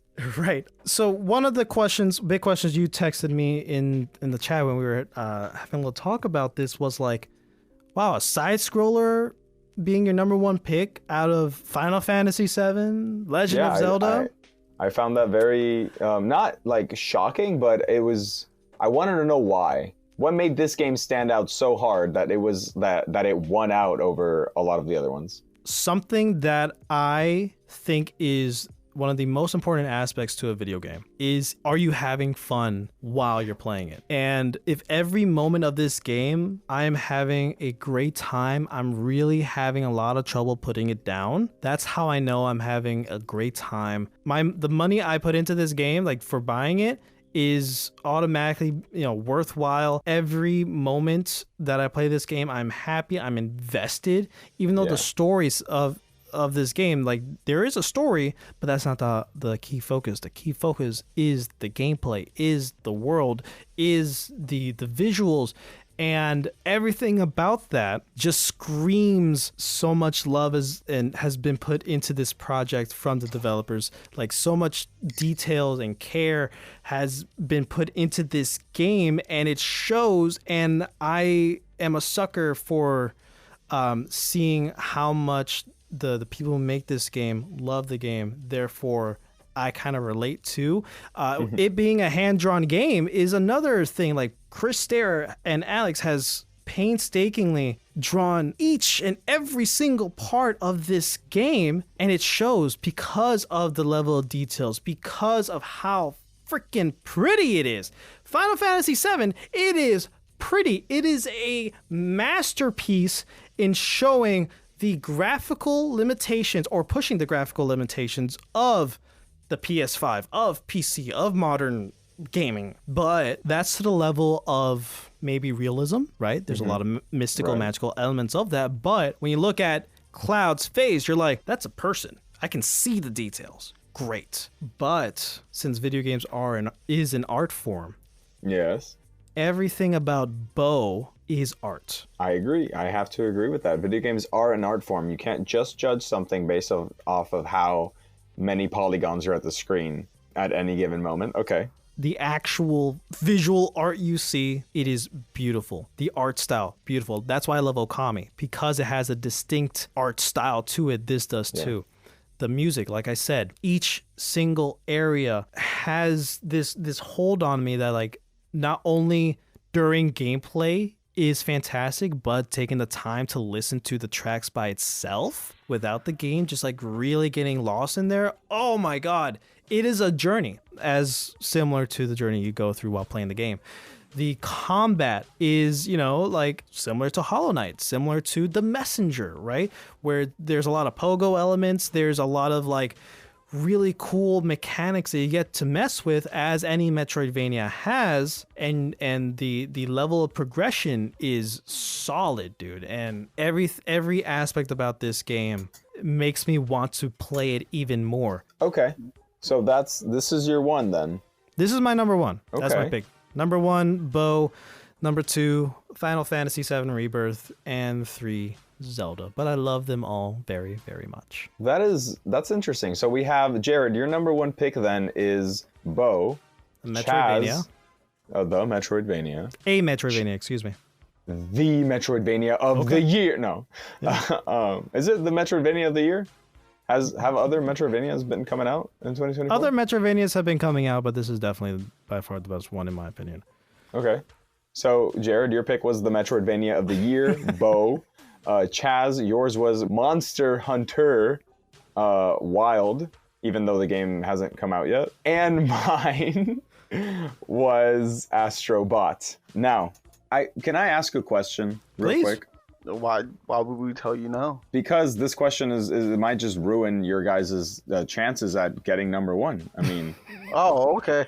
What do you guys consider to be an acceptable length for a video game in order for it to be even considered a Game of the Year nomination? Or do you think there is one? I don't think there is. What do you mean by a length? Like, okay, a lot of games are... Like, a lot of AAA games are, at the very least, 60 to 80 hours. On average, 100 to 120. They even go for more, if you're counting how these games have New Game Plus now, definitely way more, because it's not just one playthrough, it's multiple. So, like, do you think a lot of people base their game's success based off of that, right? 60-hour game is not as enticing as a 120-hour game. However, most casual gamers would prefer the 60-hour game. However, there are games like Outer Worlds that are like 9 to 10 hours. Mm-hmm. So like that's what I mean, Chaz. Jared, you said you don't believe it. Okay, Chaz, what do you? I say you said replayability takes into account, and I do agree on that. And well, New Game Plus takes into account because regardless of how many times I play Outer Worlds, it's still a 9-hour game. You know what I mean? Oh, okay. And that's what like if it takes New Game Plus into account, like Elden Ring does, then yeah, you can go ahead and say that that's a 600-hour game, right? But that's not what I mean. Do you believe there is like a what's too short for you in order for a game to be considered like 2 okay, hours. this game's 2 hours would be too short? Okay, Yeah. Chaz? 2 hours? Did you even open up the game? Did you download it? Exactly my point. There we go. It took an hour and a half to download, and then that's about how much. Okay, well, I think to equivalent the price and length to play a game, it of course has to determine, or a big factor of that is what kind of game are you playing? Okay, yeah. Well, because thank you for your answers. My only flaw, the only flaw that I could think of for Astrobot is that it's a 6-hour game and it is very short. But because you guys don't count that as flaws, then Astrobot wins by default. Because Jared, you mentioned a flaw in Bo that is semi-insurmountable. Chaz, your flaw is more technical. It is an agreed upon flaw. And also your game hasn't even come out yet, so take that.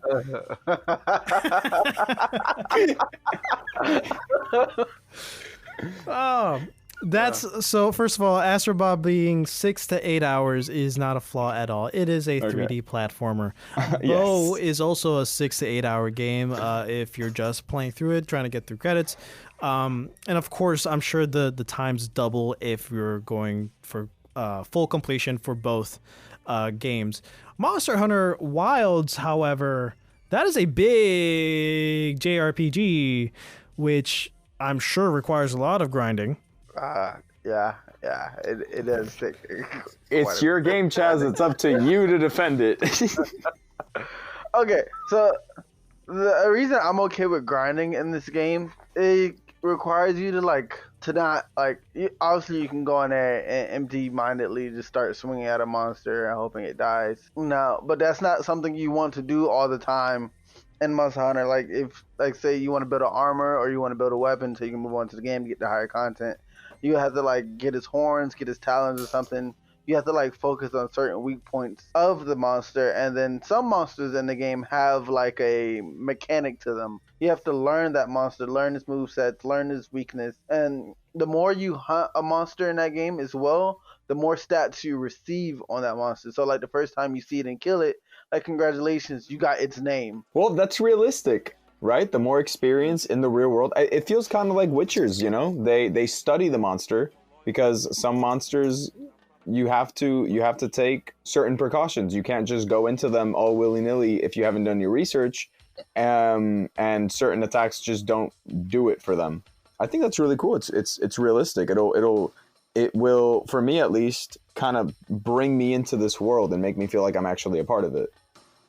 On the replayability aspect or the hours, hunting the monster over and over does get repetitive, but the reward of when you finally got the part that you need, because it does have an RNG drop as well, but when you finally get the part you need, you feel like you achieved something. And when you put on that new piece of armor, you see the difference in your playstyle. It's not oh, you changed something in your armor, congratulations, the color change. You see the difference in your playstyle. The game goes a lot further in detail than what I can describe to you, because you have to play the game. And usually when people play it, they're okay, what does this, what does this, what does this? And it's a lot that you have to get to know. You have to know the game, know your weapon, know the monster, which it does sound like homework, but I enjoyed it enough to actually want to do that research. From everything you just said, I think this is how we can determine who is the Razzle Dazzle show's game of the year. We've already talked about in all of our games, and all three of our games, the mechanics, the visual styles, and how much fun it is to keep playing. Accessibility. Now, for something to be game of the year, I feel like the majority of people, hardcore gamers or casual, should all have the same comfortability to pick up this game and have fun and enjoy all those three other aspects. That is true.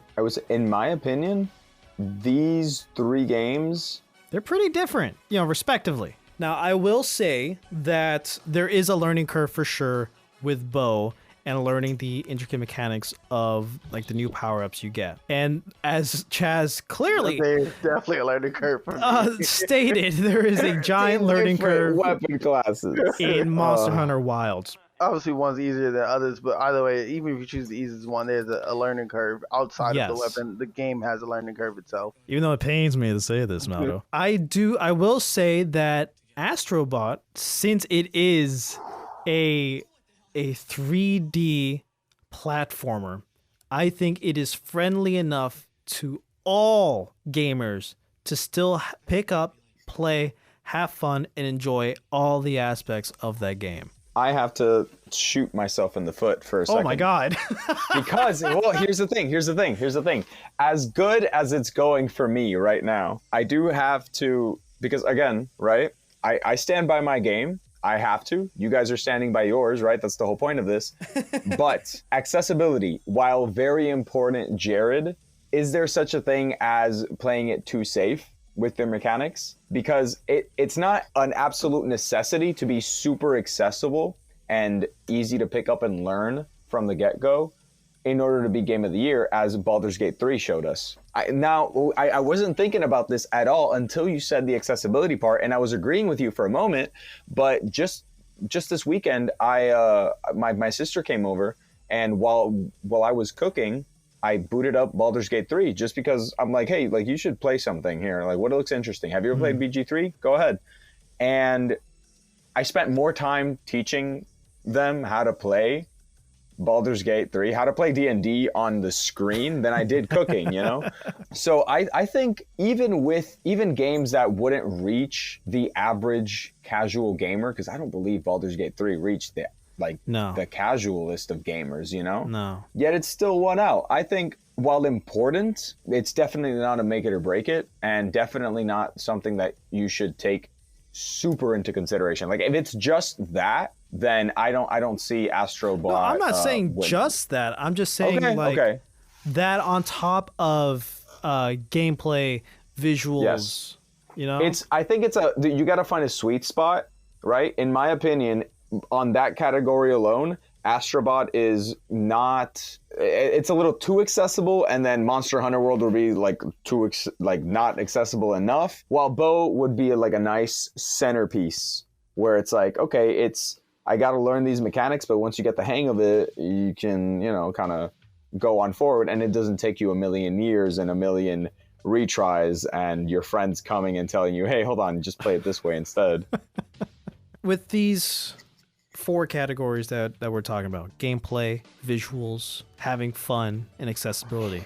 For gameplay, which out of these 3 games do we think is the best or the most enjoyable? A 3D platformer, a 2D Metroidvania, 2.5D Metroidvania, or co-op JRPG? For gameplay alone?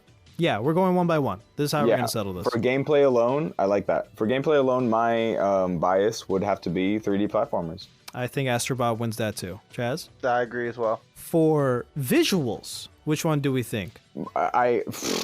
Okay. I know I said that the most polygons on screen doesn't necessarily mean the best, like, make the best game, but it definitely makes the best visuals. And I think that as cool as it is that Bo is hand drawn, in my opinion, it doesn't have the best visuals. Astrobot is, while amazing to look at, nothing that we haven't seen before. I think Monster Hunter Wild looks the coolest, in my opinion, visually. Chaz? I would have to agree on that one as well, by the simple fact that there's no, like, all my captures of Monster Hunter are like aesthetically pleasing moments. They're not like, oh, look how much damage I did here, or look how fast I did this.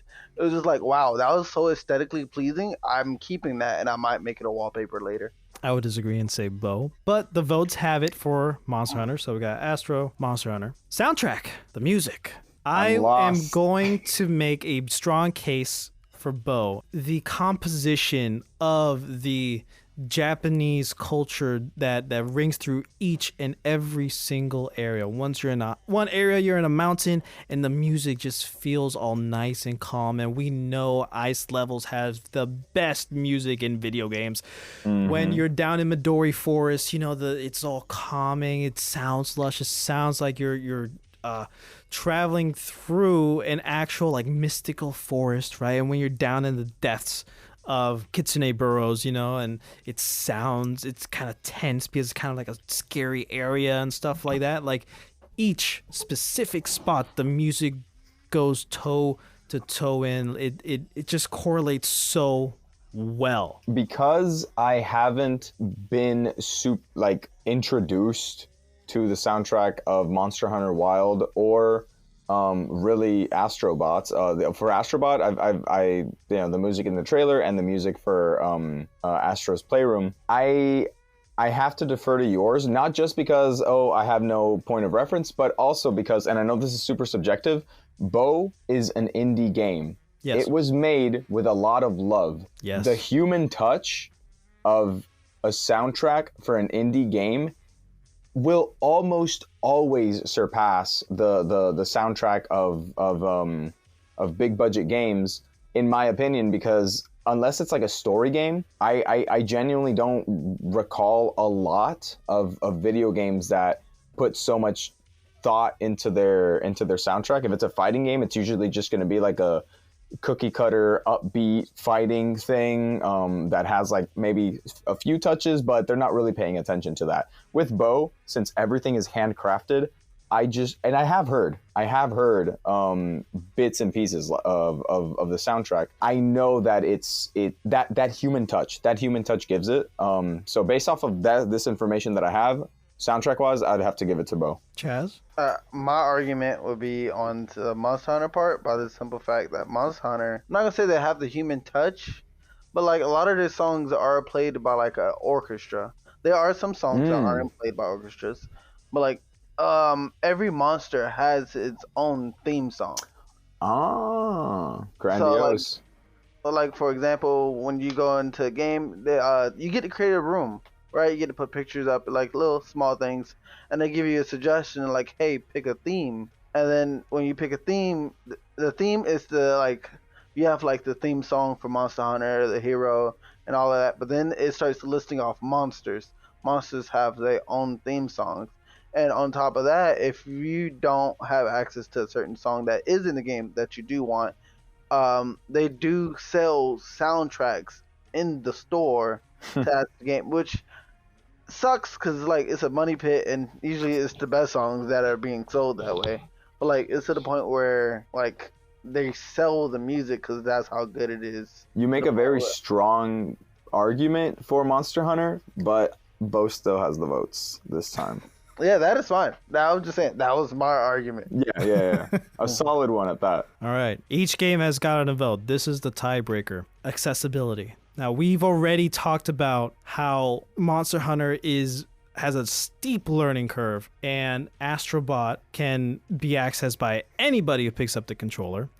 And Bo is in the middle. It has some challenges, but it's fairly pretty simple. Are we going with what matters most to us personally when we're thinking about accessibility, or which is the most accessible? Let's say, yeah, that is definitely a big change, because if it's most accessible, I'm gonna have to give it to Mauro. But like when I think of a game personally, I want a game that's like middle ground, like yours. Like I want something to learn, but I don't want an owner's manual when I pick up something in the game. We'll do the following. I think we should do it this way. At the count of 3, right now, go into the chat and write the one. Write the one that you just know intrinsically is it. And on the count of 3, we're all gonna hit send. We ready? Yep. Yes. 3, 2, 1. Razzle dazzle. Wow! Unanimous. It was all Bo. It was all Bo. All right, Bo wins. There you go. I did not expect that. Oh my God. For me, it is. I love accessibility in games, but me personally, I would still go after the game that, has a bit more than that. A game that pushes you a little bit more and says, hey, you can enjoy the game, but you'll enjoy it a lot more if you play, if you do all this. Like, look at what we created something that is a little bit different than what you're used to. This is a Metroidvania, but look at all this. Yeah, it's not necessarily brain damage, just jump and hit the button. There's a lot of interesting mechanics to learn, and the game's like, hey, take your time, learn the mechanics, and you're good, man. And I also enjoy that aspect of video games where I'm like, oh, this is new. Okay, let me play with it. I want to understand the mechanics and how this works. Absolutely. I'm glad we're all on the same page here. This was unanimous, and our own personal biases did not affect this in the slightest. This is nice. This is nice. Congratulations. I'm sorry, Chaz, did you have any final things about your vote? why you decided to bow? No, exactly what you guys said. Like, the important thing is, like, the game is accessible, but then there's also, like, at least some learning to it. You don't want something you can just pick up and it's just there in your hands. Yeah. You want something like to aim for, to strive for, but you don't want it to be mission impossible to achieve. Understood. Well, all right. Congratulations, Squid Shock Studios, to Chris, to Trevor, Moy, Alex, and everybody there. Bo, Path of the Teal Lotus, is recognized as the Razzle Dazzle Show's Game of the Year. Give it a blue sticker. Yay! Congratulations! We'll see what will actually win Game of the Year next month, in a few weeks from when this episode releases. I know this is a long boy, but thank you so much for sticking around to find out how and what we finally, unified our minds, made up our minds for. So yeah, thank you guys. I like that it was unanimous, but as much as I wanted Astro Boy to win, okay, things like visuals and sound design and gameplay are all objective. The last one, right? The accessibility, I believe that one has to be subjective. And because accessibility shouldn't mean, like in this particular thing, it shouldn't mean which one is the easiest to get into, that shouldn't make a game better or worse. For me personally, my truth is that I enjoy games that have a little bit more of a learning curve. So I had to give that particular point to Bo. And since every game had at least 1 point, that was the break. And I'm glad that, again, like you said, unplanned. It's it's so easy to say that like it was scripted, that we're gonna have each game have a point in our final votes, and then the last one will be the tiebreaker. I mean, that's so easy and like kind of cliche, but like I'm really glad that actually came naturally. And I think, Mauro, because you specified the definition for what we should be thinking about in terms of accessibility / gameplay, and what aspect of that do we think is important, and then we made our decision, I think that was like the cherry on top for Bo. So again, congratulations to Bo, Path of the Teal Lotus, Squid Shock Studios, Trevor, Chris, everybody else who's worked on this amazing, beautiful game. We can't give you anything, like we have nothing to give, but like I think I gave him like a blue sticker. No, yeah. You did, but like, I mean, like actually do something. All we can do is just say how great of a game it is, because it is such a masterpiece of a game, in my opinion, from someone who has almost gotten every single achievement in this game, who has completed it other than 2 achievements, and also learning the stuff, like the behind the scenes stuff from the devs, from them being on the show, right. There's so many parts about this game that makes it beautiful and perfect. And for anybody listening, to all you guys listening, highly recommend it. It's on sale usually, and even if it's not on sale, it's still a good price for an amazing game. So please go check it out. Like, the most we can do is, again, hashtag not an ad, but the most we can do is tell you guys that it is a good game and we think you should check it out. So recommending it. Hey, right now, as of recording, it's only $20 on Steam. There you go. So yeah, man. What are you doing? I believe it's worth it. It's definitely worth it. Hashtag not an ad. Hashtag not an ad. Hashtag game of the year. Hashtag thank you for listening to our very first Razzle Dazzle Show's Game of the Year awards. Again, no actual physical awards, but it's in our hearts. Are we going to do this every year? We can. That's the implication of it is the first, that there's no implication that there will be many after that, but yeah. I mean, first usually, okay. We'll see. Let's see in a year. Let's see usually means no. Dude, I'm down, man. Like, I am ready to do this every year, have our own little bit every November or whatever. Yeah, man. Yeah, it would be fun. Yeah. Last time on The Delta Quest, Pike and his ever-loyal and mostly dead zombie pal escape the treacherous mirror maze through cunning wit and relentless perseverance.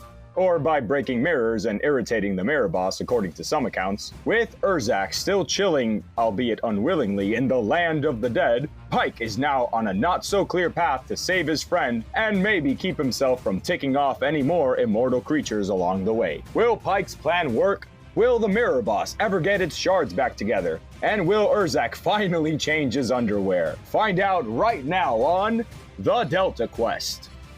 Let's begin with Erzahc. Changing your drawers. Last time we left you, you had just finished crossing the River of Lost Souls, and you might have had a wardrobe malfunction. So the Githyanki that you're with, Raj, looks at you and he goes, Yeah, I've never seen anybody have a bowel movement here, but I mean, you know, go nuts. I got some rags. You want some rags? I'll most definitely take some rags, please. all right, here you go. You know, he just reaches into his coat and pulls out some used bandages and some really, really scratchy rags. It looks like tablecloth with some holes cut in. So, you know, that's what you're working with right now. Do you have anything better to offer by chance? Like, I know beggars can't be choosers, but you know, Absolutely not. These are your choices: the bandages or the rags. What, do you think I was gonna give you both? How about the clothes on your back? No, those are mine. Worth a shot. All right, I'll take the rags. So he gives you the rags. You know, you can put it. I don't even know how you would put it over your armor. We're gonna take off the armor. Take off the armor. Okay. Place it neatly on the ground, folded, because I have some decency for the savage that I am. Okay. And I'm going to remove my skivvies and wrap my lower end in rags the best I can. So proud of you. And then throw my armor over it and hope my armor can hold up the skivvies, or not the skivvies, the rags. I can't believe that this is how far we're getting into. With Erzahc causing having an accident. I need you to know that if you took your armor off and you're not planning on putting it back on, and you gotta like remove it from your character sheet. I just said I put it back on. Oh, you did put it back? Okay, all right. I missed that part. You did put it back on, and now you have the extra padding of the rags, so you can go ahead and give yourself one more armor class. What's your AC? My AC is currently 19. If you want to give me one more, I'll take it. We can make it 20. You kind of don't deserve one, but how about this? Anything below the belt, you get an extra AC. Okay. There we go. That works. So Raj looks at you. He's like, all right, you good? You all done? I'll wiggle a little bit. I do some. All right, good enough. Now, all right. Well, you know that was the River of Lost Souls. Now you can say you've done it. Let's just keep on going over there and see if we can make it through the thicket and get to the mirror of transmuting, so I can send you back. Okay. It's not that. It sounds worse than it is. It's just, you know, some shrubbery. Yep. That's fine. I'm going to crouch down on all four. I'm going to take the weapon off my back. I'm going to get into sprinting position with my weapon in my right hand still. And I'm going to full bolt. And while like full sprinting, I also want to be just weaving my sword to cut down the thicket. All right. I will roll for these now. All right. So I'm so ready to roll. Let me see what you even should roll for this. I want you to roll me. Maybe athletic. He's trying to be like Link, just going through Hyrule Field, just like yeah. Every blade of grass. Hey, if you manage to pick up like some gold while you're doing it, perfect, dude. Okay, so here's what you're gonna do. You're gonna roll me one athletics, okay? You're gonna roll me one survival, and then just a straight D20. Okay. Okay, so you pass your athletics, 16. To one survival, and let me see that D20. I'm sorry, that would hurt. I rolled a nat 1. Do I really get the +1 on that? You do. Let's give it to you. All right. So with a roll of 15, all right, we'll do it in order. So athletically, right? You're doing everything you're supposed to be doing. You're slashing, you're cutting, you know, you're ducking and weaving. Some of these plants, you're in essentially a forest with no trees, right? It's just thick vines with shards and stuff. Some of them are actually moving and they try to grab at you, and you just jump right over them and you're solid. But because of your extremely low survival check, Erzahc, you are not used to this environment or a very forested environment anyways. So you're actually, you don't know where you're going. You're just making your way, cleaving a path through anywhere. But because you rolled a 15 on that d20, you get 20 coins. Just add 20 coins to your inventory. Okay. Yeah, you're slashing them, and like some arms come off, like skeleton arms of people that have been got right in the thicket. Some little bags strewn around. At some point, you do something that just kind of, you find these coins as you're going through, and it's 20 in total coins. You keep doing this until you run out of stamina, essentially. So I want you to roll me another d20 to see how long it takes you to run out of stamina. Actually, no. Roll me a straight Constitution with your plus, obviously. He got an 11. All right, beautiful. So you're ducking and weaving and slashing for about 25 minutes, just straight. And eventually you start, and you just kind of look around, and there's definitely a trail of thicket carnage behind you, but you don't really feel like you've made much progress. About 5 minutes pass, you sit down, you catch your breath, and Raj shows up, and he goes, What was that? What are you doing? I was trying to get through the thicket as fast as possible. There's a path. I'm your guide. I was gonna take you through the path. About 20, 30 minutes back that way, so we gotta go back. I went the wrong way too? Well, I mean, you haven't gone parallel to the path. You've been deviating at a right angle. So, we gotta go back, and then we'll get to the path. It probably only take us like 25 minutes. Let's go. All right. I get up and I go. And So you guys start walking back down the path with your 20 new coins, and we're going to transition back to Pike and the zombie and Erzahc Sr. and Wuzingtinomus. Does the zombie have a name? No. Okay, this is just the zombie. There we go. We're back here to set the scene, right? Pike is standing out in front of Erzahc Sr.'s house. His snout was out for a minute, he pulls it back in, and Wuzingtinomus pokes his head out. He goes, hey, it's you guys. What's going on? Hold on. Hey, that's one of mine. Why is he still with you? First of all, it's great to see you after you just abandoned us after that fight against Beans, man. Where'd you go? All will be explained. Let's just, let's come inside. Where's your... Oh, right, he died. Yes, that's true. He did do that. God, oh my God. Dude, we just forgot we left Erzahc. Listen, I turn to the zombie. Can you go back and fetch him while I talk to your dad? He looks at you, he goes, yeah, absolutely, I got it. I'll go. I'm really good at fetching things. And he's mumbling as he walks away. Wuzingtinomus looks at you. He goes like, Dad, I don't know if I'd call myself his father. I would really call it dad. And he starts mumbling the same way that he does, He's like, all right, come on in. We got a lot to talk about. I walk into the cave. So you walk in, and the cave actually looks a little nicer than it did before. Back when you guys first walked in, it was just a dank, empty cave. Now, it's still a dank, empty cave, but it's got some candles. It's got a center table with a couple of chairs. Mismatched, obviously. There's like a very nice, intricate cushioned chair. There's like a wooden chair. There's like a bar stool, but it's it's somewhere to sit. So Erzahc Sr. goes, all right, welcome to my abode. I've spruced it up a bit since the last time you were here. Would you guys like anything to drink? Would you guys like some refreshments? It looks great, man. Good job sprucing it up. And if you have some water, that'll be great. I just got through a freaking mirror dimension. Oh yeah, absolutely. I'll be right back. And he just skedaddles to the end of the cave. So Wuzingtinomus sits down on the giant, nice, fancy cushioned chair. Of course he does. And he sits back and he goes, all right, we got quite a bit to talk about. First and foremost, I need to explain myself, okay? I did not abandon you guys. It's just that I'm on borrowed time here, okay? I was killed by him, actually, so I ended up in the land of the dead, and I was given a pretty sweet deal. I can come back here, kill this lich motherfucker, and I get my life back, I get my powers back, and I get to just keep on going, right? But it's a bit of a time crunch, where he goes, I go. You know what I mean? Yeah. And I like you.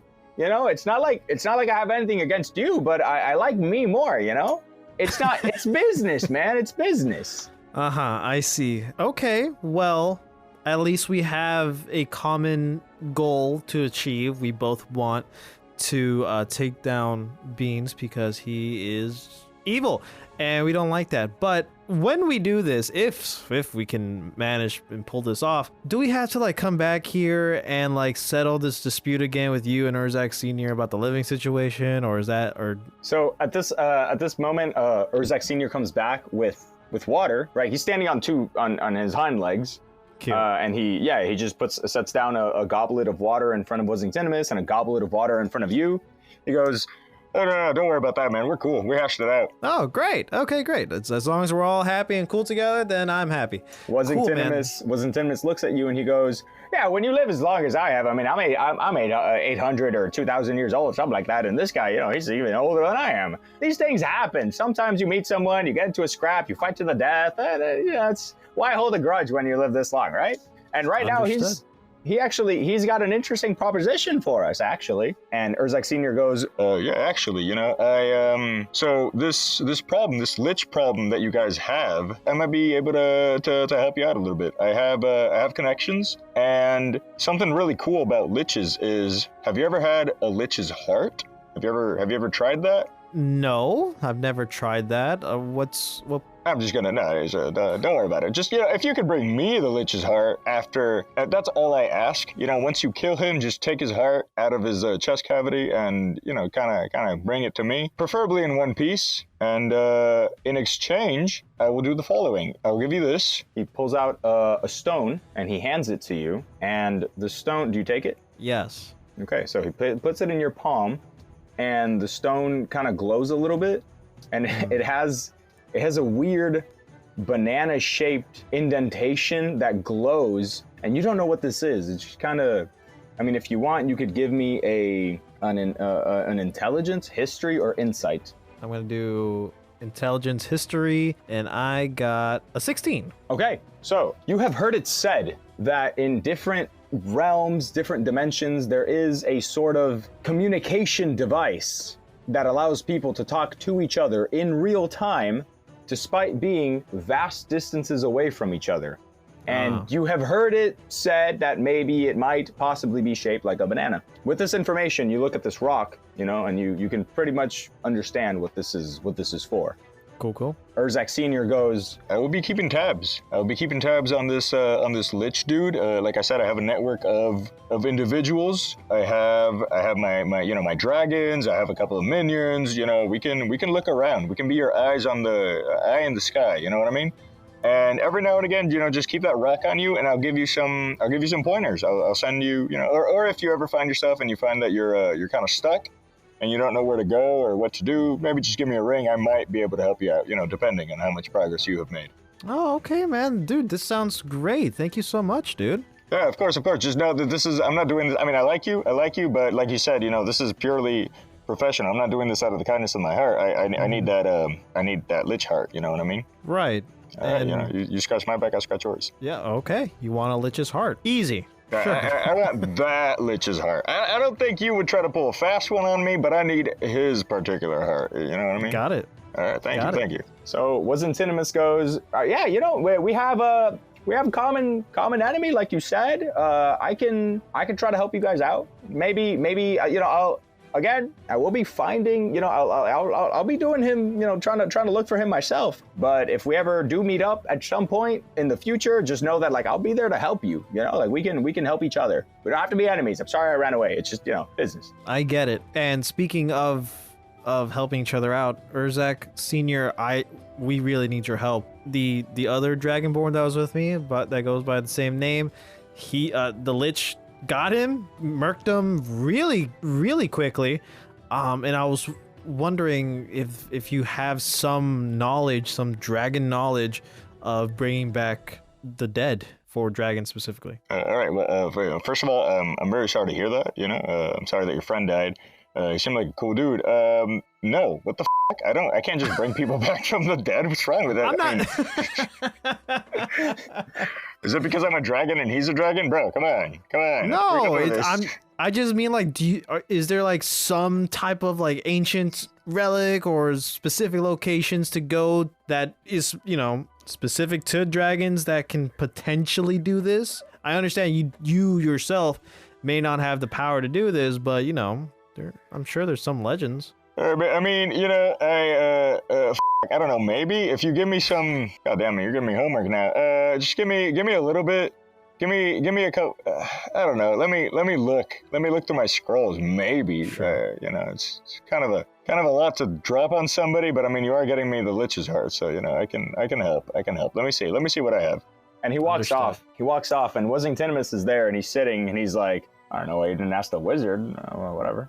Well, do you know of any way to bring back the dead? I mean, you can make your own bodies of clay or whatever. Is there like any kind of overlap? All right. Well, you know, there are certain spells and stuff, but it's okay. I'm sorry. I was just being petty. There are spells that can potentially bring him back, but it's been a little late. It has to be within a certain time frame, and you know, it's too late for that. I could cast speak with dead on him, and he'll come back as a zombie, as a shell of the person he once was, until you ask him 5 questions, and then he'll fall and be dead again. But if you don't ask him the 5 questions, you know, he'll be walking around and stuff, you know? 5 specific questions or just 5 questions in general? Just 5 questions. It's a really neat spell. You bring a corpse back from the dead. Doesn't matter how long they've been dead. They will still look like a corpse, and they won't really act like themselves or be themselves in any functional capacity, but they will know everything that they knew beforehand. So, you know, if you ask them 5 questions, and they'll be able to help you out. But, you know, I'm guessing that's not what you want. You know, I'm guessing that's... Yeah, it's already hard enough to deal with a normal Erzahc. We don't need out of control Erzahc that just goes by instinct running around. Okay. I don't know, that sounds fun to me. I'm not gonna lie to you. You want me to start impulsively saying things? Because I will. You know, I definitely don't know how that would work if your soul is in one spot and then they bring you back with the spell for a minute. I don't know if it's like 2 different Erzahcs at the same time, or if it would... I don't know, dude. All right, let's put a pin on that and see like if we need to have that utilized in the future. But in the meantime, what is our current plan in dealing with the lich situation? Speaking with Erzahc Sr, he just so happened to be flying around while this stuff was happening, and he told me there are two potential places that he could have gone, because he did see two like streaks fly out from the carnage and the death and the destruction in the town. He wasn't sure which one was the lich or not. He wasn't even aware that there was a lich, otherwise he probably would have followed him, you know, but he wasn't paying attention. He didn't know until after the fact, after I came and I spoke with him. He could be in Neverwinter, the city of Neverwinter, or he could be in the city of Waterdeep.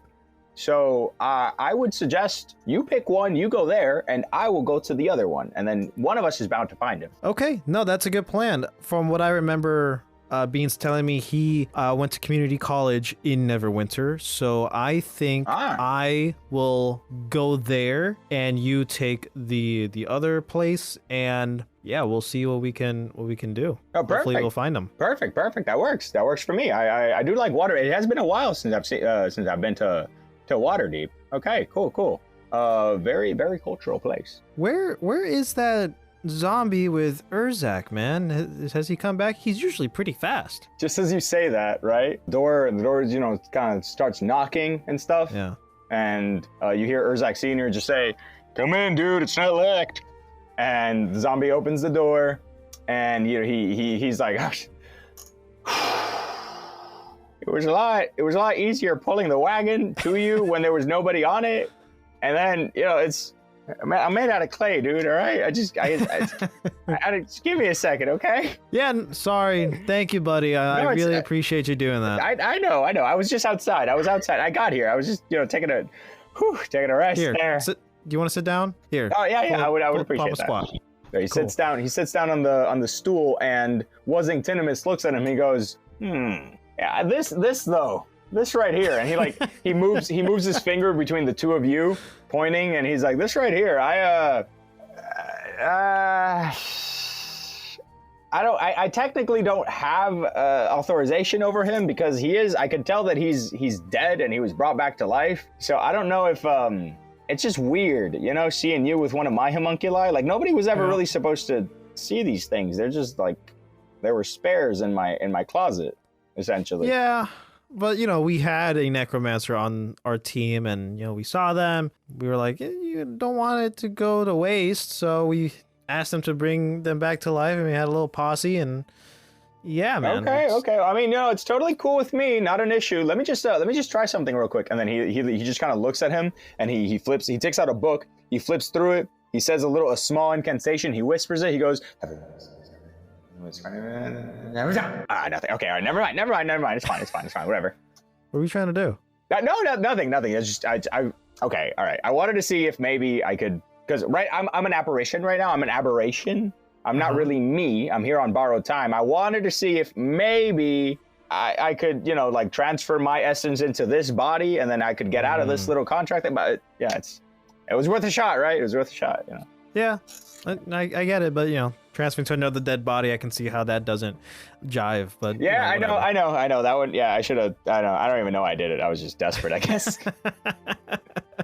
All right, so I guess we should gear up and get ready for the zombie and I go to Neverwinter and you to go to Deepwater? Waterdeep, sure, yeah. Waterdeep, sorry. At this moment, the Erzahc Sr. comes back and he goes, listen, dude, it's a lot of reading. It's genuinely a lot of reading. I could continue. Maybe you could just keep on going with your dead friend while I look for this. The most I can do is give you this potion of embalming. And he gives you a light blue potion that it's kind of like, it does smell great. You know, you could smell it from his hand. He goes, this will keep his body, you know, just kind of pour it on him, on his face a little bit, on his scales. This will keep his body from decomposing, because it might take a couple of days for me to get this information, and you know, you don't want him to come back to a rotting corpse. You know what I mean? And right. And he looks at the zombie. He goes, no offense. The zombie goes, hey, no, it's fine. I'm taking him. I can't rot. I'm made out of clay. I was actually hoping if we can just leave him here under your care, and you know, in case he comes back on his own for whatever reason, he'll have you to look after him and kind of like catch him up. I mean, I suppose, tall ask, right? You know, you promised one dude some help, and suddenly he's like, oh, go do some homework and go keep a corpse in your house. Okay, whatever. Right, but also killing an evil lich is also a tall ask. So I think we're kind of even here. Like, I understand we're professionals, but also I thought we were cool. No, that's fair. Okay, all right. I'll house him. I will house him. I like how you don't back down, dude. I appreciate that. You got some dragonian qualities in you. I'll give you that. Thank you, man. He'll keep Erzach's body nice and toasty. No, not toasty. Cool. Not toasty at all. He will keep him embalmed, let's say. All right, Zombo, let's gear up and prepare for our trip to Neverwinter. While this is happening, you guys are gearing up and getting ready. Let's transition back to the land of the dead. It has been about half an hour. It's been about an hour, actually, let's say. Erzahc and this dude, you guys have finally reached the precipice of a mountain, essentially. You're out of the thicket, you're out of the woods, sort of, and you're like on this winding path up a mountain. And this entire time, the gift, right, Raj, he's been just telling you stories about him, stories about his life, just very boring, natural stuff. Yeah, you know, and that was how I lost my my second wife. You know, it's not really. I guess I should have learned after the first one. Can't really just be wearing chainmail with spike poison like that around. I don't know. So what's up with you? Have you ever been married or what? No. Every woman I've tried to get with tried to slay me at least once. So no, marriage is not on the list for me. So yours is the opposite of my problem, where I just keep accidentally killing them. Yeah, that's probably tough. You know, I'm sorry that we're the same, you and me. I'm sure you got it worse than me. It's fine. You know, it is what it is. You know, at least my life isn't in danger, right? No, I don't know. I don't walk around with your type of outfit per se. Well, you know, when you're the only guy that people see when they get to the land of the undead and you tell them, hey, dude, you're dead, you gotta go judged, people aren't really happy, dude. That's not really something that people want to hear. A lot of them will start attacking you. I gotta protect myself. I don't blame you on that part. So at this point, you're walking through the thicket, and what's your passive perception? It is 11. Ooh, okay. So nothing at all happens. You just keep on walking, and nothing seems amiss. I want to look over at him and be like, hey, I got a question for you. I know you really can't answer this question, but I never tried this before. Considering the fact that I am a half reptile, right, of some sort, and a humanoid reptile, whatever you wanted to call it, do you think if I cut off my tail, it'll grow back? Yeah, I don't. That's really not a question for me. I mean, it's probably a question that I would be asking you, you know? Yeah, but like I looked over at you, then I saw it, and then I thought that like I could use it more in combat if I knew it would grow back. You want to try it here? Absolutely not. No, get away. Well, no, I mean, you're in limbo. This would be the place to try it. You want to try cutting off your own head? Okay, fair point. I see. Well, how attached are you to this tail? Very. Well, I mean, clearly physically, but like emotionally. Very. All right. Yeah, it's whatever, dude. It's like cutting off your big toe. Your balance would be thrown off. I suppose. You suppose? Give me your toe. No. It's fine. It's fine. We're doing it. No, we don't have to do it this way. It's fine. I agree. It's terrible. It sucks. Whatever. I want to sweep him off his feet. I want to scare him and just think I was going to grab his toe. Like, I want to sweep him off his feet and just start going for it. But I'm not going to actually grab it because I know his armor and everything. You're going to try. So roll me a performance. Oh, why I got to be -1? Oh, but I rolled high. Okay, so yeah. You go for it. You try to like, you do the quick little movement, and he stumbles back. He's like, ah! And then he falls on his ass. And he sees you laughing. He's like, oh, yeah, real funny. It's real fucking funny, dude. Okay, And just as you guys are talking right there, you hear go by you, and you see an arrow right next to him, actually. Like, it missed him by a millisecond. He goes, it's the swamp things. I will point my finger and laugh. Just for the simple fact, I am dying of laughter right now from him. And so, all of a sudden, just point at the arrow and be like, you almost died.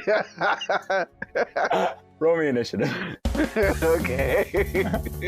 Oh, beautiful. Out of the non-trees that are as tall as trees, you pop out 1, 2, and 3 very skinny, very lanky, purple creatures with white hair and pointy ears, and they're the same color that the thicket is, and they have arrows with them. And you're in initiative right now, and you kind of rolled higher than everybody else, so you get to go first. I'm going to swing my Holy Avenger Greatsword, the nice little weapon you gave me. Just a tight one. I forgot I gave it to you, but go ahead. I rolled for a 17. You absolutely hit. By 1, but you hit. How much? 11 damage. Any bonus actions? Anything else? I do believe at my level, I do get a second action phase as well. Yeah, if it says attacks per action or anything like that up top. Yep, there you go. Does it live? Oh, he's still alive, yes. Okay, I would like to rotate, because that'll put me right at 20 feet. Okay, and it's a cone. And I'm just going to spew acid. I can only do it once per short rest, so. Okay, so everybody in this cone gets affected. And it's going to be 8 damage. Split that between 3 people. And it's acid breath, if that matters. Next up is Raj. He gets back up on his feet and he goes, I got him, Erzahc, you got this. And that's his turn. Next up is the first swamp thing, as he called them. He takes out a scimitar from his pocket, and it's nice. It's cool. It's black. It's made like it's shiny. Like maybe it's obsidian or black steel or something. And ooh, what's your AC? Mine is 20 now, thanks to you. Doesn't matter. He got a 25, so he definitely hits you hard. Oh. Not that hard. 7 damage. Okay. Now this dude, he takes. That's his turn, by the way. This guy goes 1, 5, 10, 15 feet this way, and he shoots you with his bow. 18 doesn't hit, but he shoots you again though. Because he gets 2 attacks per action. 19, and still doesn't hit, actually. So he just cries, maybe. This dude takes a few steps backwards as well. He's going to also shoot you with his bow. 11 misses. Oh, my goodness. He shoots you again, but this time he got a 24, so he totally does hit you. So you feel another little shrink right? But this time it goes in between the seams of your armor and it hits you in the right above the waist, actually. You take another 10 points of piercing damage. Okie dokie. And it's back to you. Now these guys, they're like whispering amongst each other, but it's really low, but it echoes. Their whispers are echoing, and you kind of hear it all around you, but you know it's coming from them specifically. I'm just gonna swing my sword again. All right. The one in front of me. Ooh, definitely hit. How much? 23, by the way, to hit. Crazy. 8 damage. Is it still alive? It is still alive. How much health does this thing have? Give me a perception check. Nat 20. Okay, so the dude in front of you looks relatively beat up. He's got the slashes that you gave to him, but he doesn't really look phased. And if you notice, the second nearest to you also has those same exact slashes on him, but he also doesn't look phased. The very last one, the one farthest away from you, doesn't look phased at all. He doesn't have any slashes, but the one closest to you and the one about 5, 10, 15, 20 feet away from you also has the same slashes and marks. If you pay real close attention, the one farthest from you looks a little bit more worried than the other two. Okay, I already used both of my attacks, and if I move, I get swung on, so I'll just pass it after this. So next up is Raj, and he goes, Yeah, come on, you got this. Kill those things, they're fucking ugly. and that's his turn. Not much of a fighter. So one in front of you, same thing. Let's speed run this. 13 doesn't hit. 21 totally hits. So he swings at you, you dodge it, but then he kind of like stabs at you again, and he hits you for 6 damage. Okay. Now the other dude, the one closer to you but not as close, same thing. With his longbow, he shoots at you, misses. He takes another jab at it, right past you again, doesn't hit. And this guy, the one who doesn't look as beat up, takes another 5, 10, 15 steps backwards, and he shoots you as well with his longbow. Misses. Misses again. Man, he's mad. But it's back to you at this point. Alright, so I'm going to move. Because you exited yeah. his range, yeah, he's gonna swing at you. 27 to hit. Oh, Lord. Oh, I'm sorry. It was a nat 20, by the way. But he just has a +7, so you're gonna get the gold damage there. 11 points of damage. Okay. But still, you managed to get out of his way. And you can keep going if you want. But I want to use an object as a weapon, and I want to sling it. That works. There is a thing called improvised weapon attack, I believe, something like that. So go ahead. What is the object? I knew it. I knew it. I knew what you were gonna do. Are you gonna use the wraith? Are you gonna use the gift? He's gonna throw Raj. I am. All right. What? Okay, Which hold on. I know What's your? will take a strength check as well, correct? Yes, it will. I just want to know what's the throwing feat? Oh my god. How do you throw? Okay, so hold on. I need to look something up. Just use your grapple on him. Roll me a grapple, and I guess just roll me a strength. Just use your grapple and roll me a strength check. Roll me at advantage because he doesn't expect you to do that, Lord. First one was 21. Yeah, they're both 21s. So All right. So were either of them natties or no? No. Okay, that's fine then. So you grab him. You have 10 feet of movement speed left, so you could do a running throw, and that's what you're going to do. You take him by surprise. He's talking. As soon as he sees you get up next to him, he goes, Oh yeah, let's do the, yeah, you want to tag team him or something? I'm not much of a fighter, but whoa, hey, what are you doing? What are you doing? Hey, no. and then you throw him. He just goes, phew, right throughout the entire thing and just hits the guy. And he knocks him prone, and now they're both prone on the ground. And I guess that's your turn. Yeah, that would have to be my turn. That would have to be your turn. All right, I'm gonna do some quick rolls and speed run this. The other two, right? Doesn't hit, 17. Doesn't hit, 19. He misses. Oh, you totally can, even though it was not your turn. 23 does hit, so I'm gonna need you to take another 2 points of damage. Doesn't hit again. 2 points of damage. Okay. As soon as you get there, so this drow is, he's looking up at you. He's trying to get up. He goes, no. He whispers it, by the way. He goes, but you can tell that he's scared. He swings at you once, twice. 15 and 16, neither of them hit. Pathetic rolls. That's his turn. He tries to throw some dirt in your eyes, but it doesn't really. It gets caught because it would have hit your eyes, but because your crotch area is now bulkier, it actually, you know, it gets there. What with the rags and whatnot, and it's back to you. I'm going to swing at him. You want to swing on him? Go ahead, please. 17 totally hits. His AC is 16 and all that. 15 damage. Oh my god. Okay. You can hit him again. In fact, please do. That was the plan. 13 damage. No, that's the hit. Oh, that 13 a hit. Okay. How much damage? 13 hits. You told me his armor class is 16. Oh yeah, no, you're right. 13 does not hit. All right, bet. AC 13. You don't get dick. I'm going to use my action surge, 1 per short rest. Oh, okay. And that's another action again. Okay. And what the f? Okay, but now listen. Yes. Under attacks per action, does it say 2? It says 2. So that is still your action, and you get 2 attacks. So use your action surge, you get 1 more action, and each action is 2 attacks. So roll again. Oh, okay, there you go. Damage, please. Ah, what? Okay, so he is at the precipice of life. I mean, he is hanging on by a thread.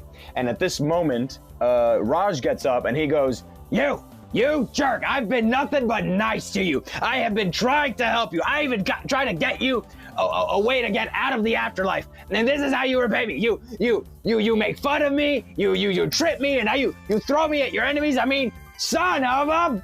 And he smashes his foot down with the petulant anger of a child and crashes the head of this drow.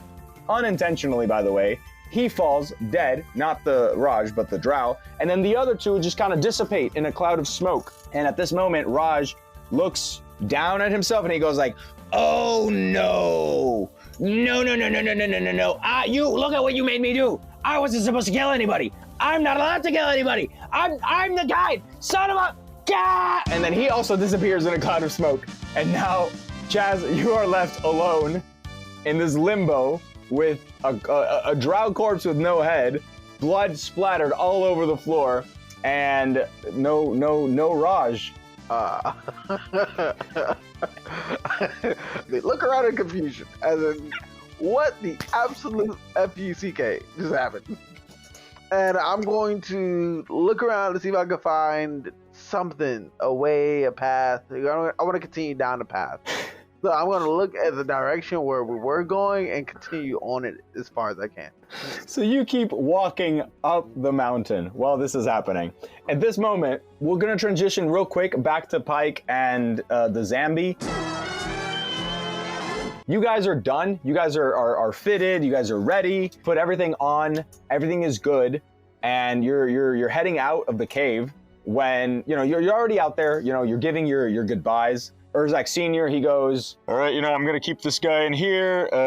You guys, you know, just I'll be in touch if I hear anything about the lich or about bringing your boy back to life. But, you know, just stay in touch. Hit me up if you need anything. I'll see you guys later. Oh, yeah, by the way, I didn't explain how that rack works. I think you just think about me and you know, speak into it. I'll talk back. Aw. And so, you know, he closes the door and Wuzingtinomus is like, all right, well, it's time for us to part ways, and and then he feels like he clutches onto his chest and he goes, something's going on. I don't know what this is. This doesn't feel good. You okay? I don't know. He clutches his head. He falls to the ground and he goes, Feel a great disturbance in the force or something? Like, what's going I feel a great on? disturbance inside of me. And then he disappears in a puff of smoke as well. And the zombie looks at him and he looks at you. And he goes, that's what that son of a bitch gets. I don't disagree, but do you have any idea what just happened? I think we're going to save that one for the next episode. I do. Oh, man. Above table, I do know what happened, and it is all Chaz's fault for not killing the drow when he was supposed to. You got a 6. He had 9 points of health left. I just work here. I don't know what you want. I'm just saying, chances are that when the to be fair, this is just the way things are going. It makes sense that if the dude that cut the deal for you to be over there when you should be in the land of the dead dies, anyway, he's not there. But that's a topic for a different Delta. Hopefully a longer one that I'm actually a lot more excited to get into now. Yeah, man. This Delta right here is a really long boy, but I'm still glad that we got to really dive deep into the whole Game of the Year, Razzle Dazzle Show Awards bit, and even for this Delta Quest, I think it was still a nice sizable chunk. Recording time is already over an hour or so for just this portion, and I'm gonna have fun with editing, man. But besides that, I still think we had a pretty great Delta. We try some things new, and we still managed to make some bit of progress. Got a bit of lore, I guess, just at least maybe a tiny bit. We have a plan, we kind of see a direction to potentially go towards, so yeah, we both, Chaz and I both have something, a goal. Yes. And we know where to go next. Chaz needs to follow this path. I need to go Neverwinter, but still see what the hell just happened. Well, yeah, sometimes things just kind of happen to you or at you or around you. But it's fun. Yeah. It's fun. This was good. Yeah, man.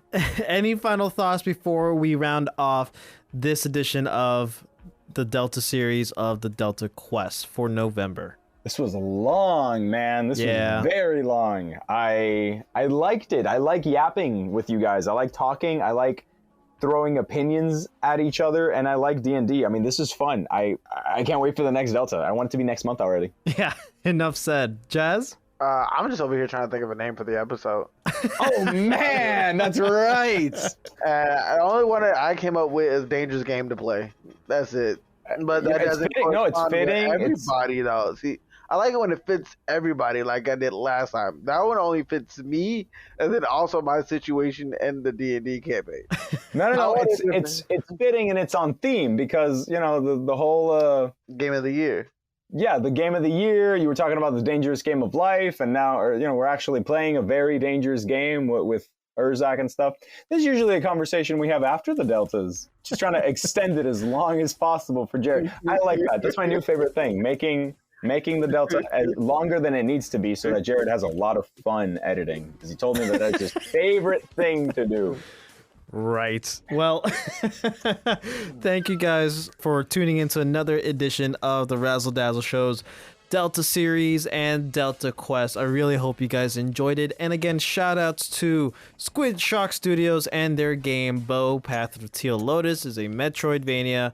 Hand-drawn, amazing art style, amazing gameplay, and visuals. Everything about it is the complete package. Go ahead, check that out. Congratulations on winning the Razzle Dazzle Show Game of the Year Awards, whatever that is worth. And yeah, man. And to whoever is listening, if you made it through the entire episode, congratulations to you. Yeah. You also get a blue sticker at some point in your life, maybe. Type in the comments of this episode blue sticker. Just type in blue sticker. Yeah. If we don't see a single blue sticker, we know that you're all a bunch of liars. You can't make it. You can't make it. All right, that's all the time we have for today, guys. Thank you so much for joining us on another episode here on the Razzle Dazzle Show. Please let us know what you think about this episode somewhere on the internet, and make sure to follow us on Instagram at Razzle Dazzle Show, on TikTok at Razzle_Dazzle_Show, and on X, formerly known as Twitter, at Raz_Daz_pod. Be sure to leave us 5-star ratings and a nice little written review down below, and we'll catch you on the next one. Next time on the Razzle Dazzle Show. The central theme of Major Tomas is kind of a timid guy. He has troubles really kind of embracing his success and believing that he's worthy. He always has a bit of imposter syndrome, and that's a big thing in comics. You're always fighting a little bit of imposter syndrome. Do I belong here? Am I good enough? Is the stuff that I'm putting out, does anyone care? That kind of thing. And so that very much is reflected in the story. If I could encapsulate Major Tomas into one word, it's that. It's animo. Just do it. Forget about the doubts. Forget about the worry, the imposter syndrome. Just get after it. And I've had personally, issues with that in my life. When I was working in news, I felt like a bit of an imposter, right? I was like, do I belong here? And so in a way, it's me talking to myself, telling myself, go for it, man. Yeah. Don't give up on your dreams. Just keep going for it. And it's kind of meta because the book, Major Tomas, is me going for it and continuing to strive for the dream. So it's a bit of, the story reflecting to me and me reflecting back on the story. And hopefully that comes through for the readers. Tune in next week.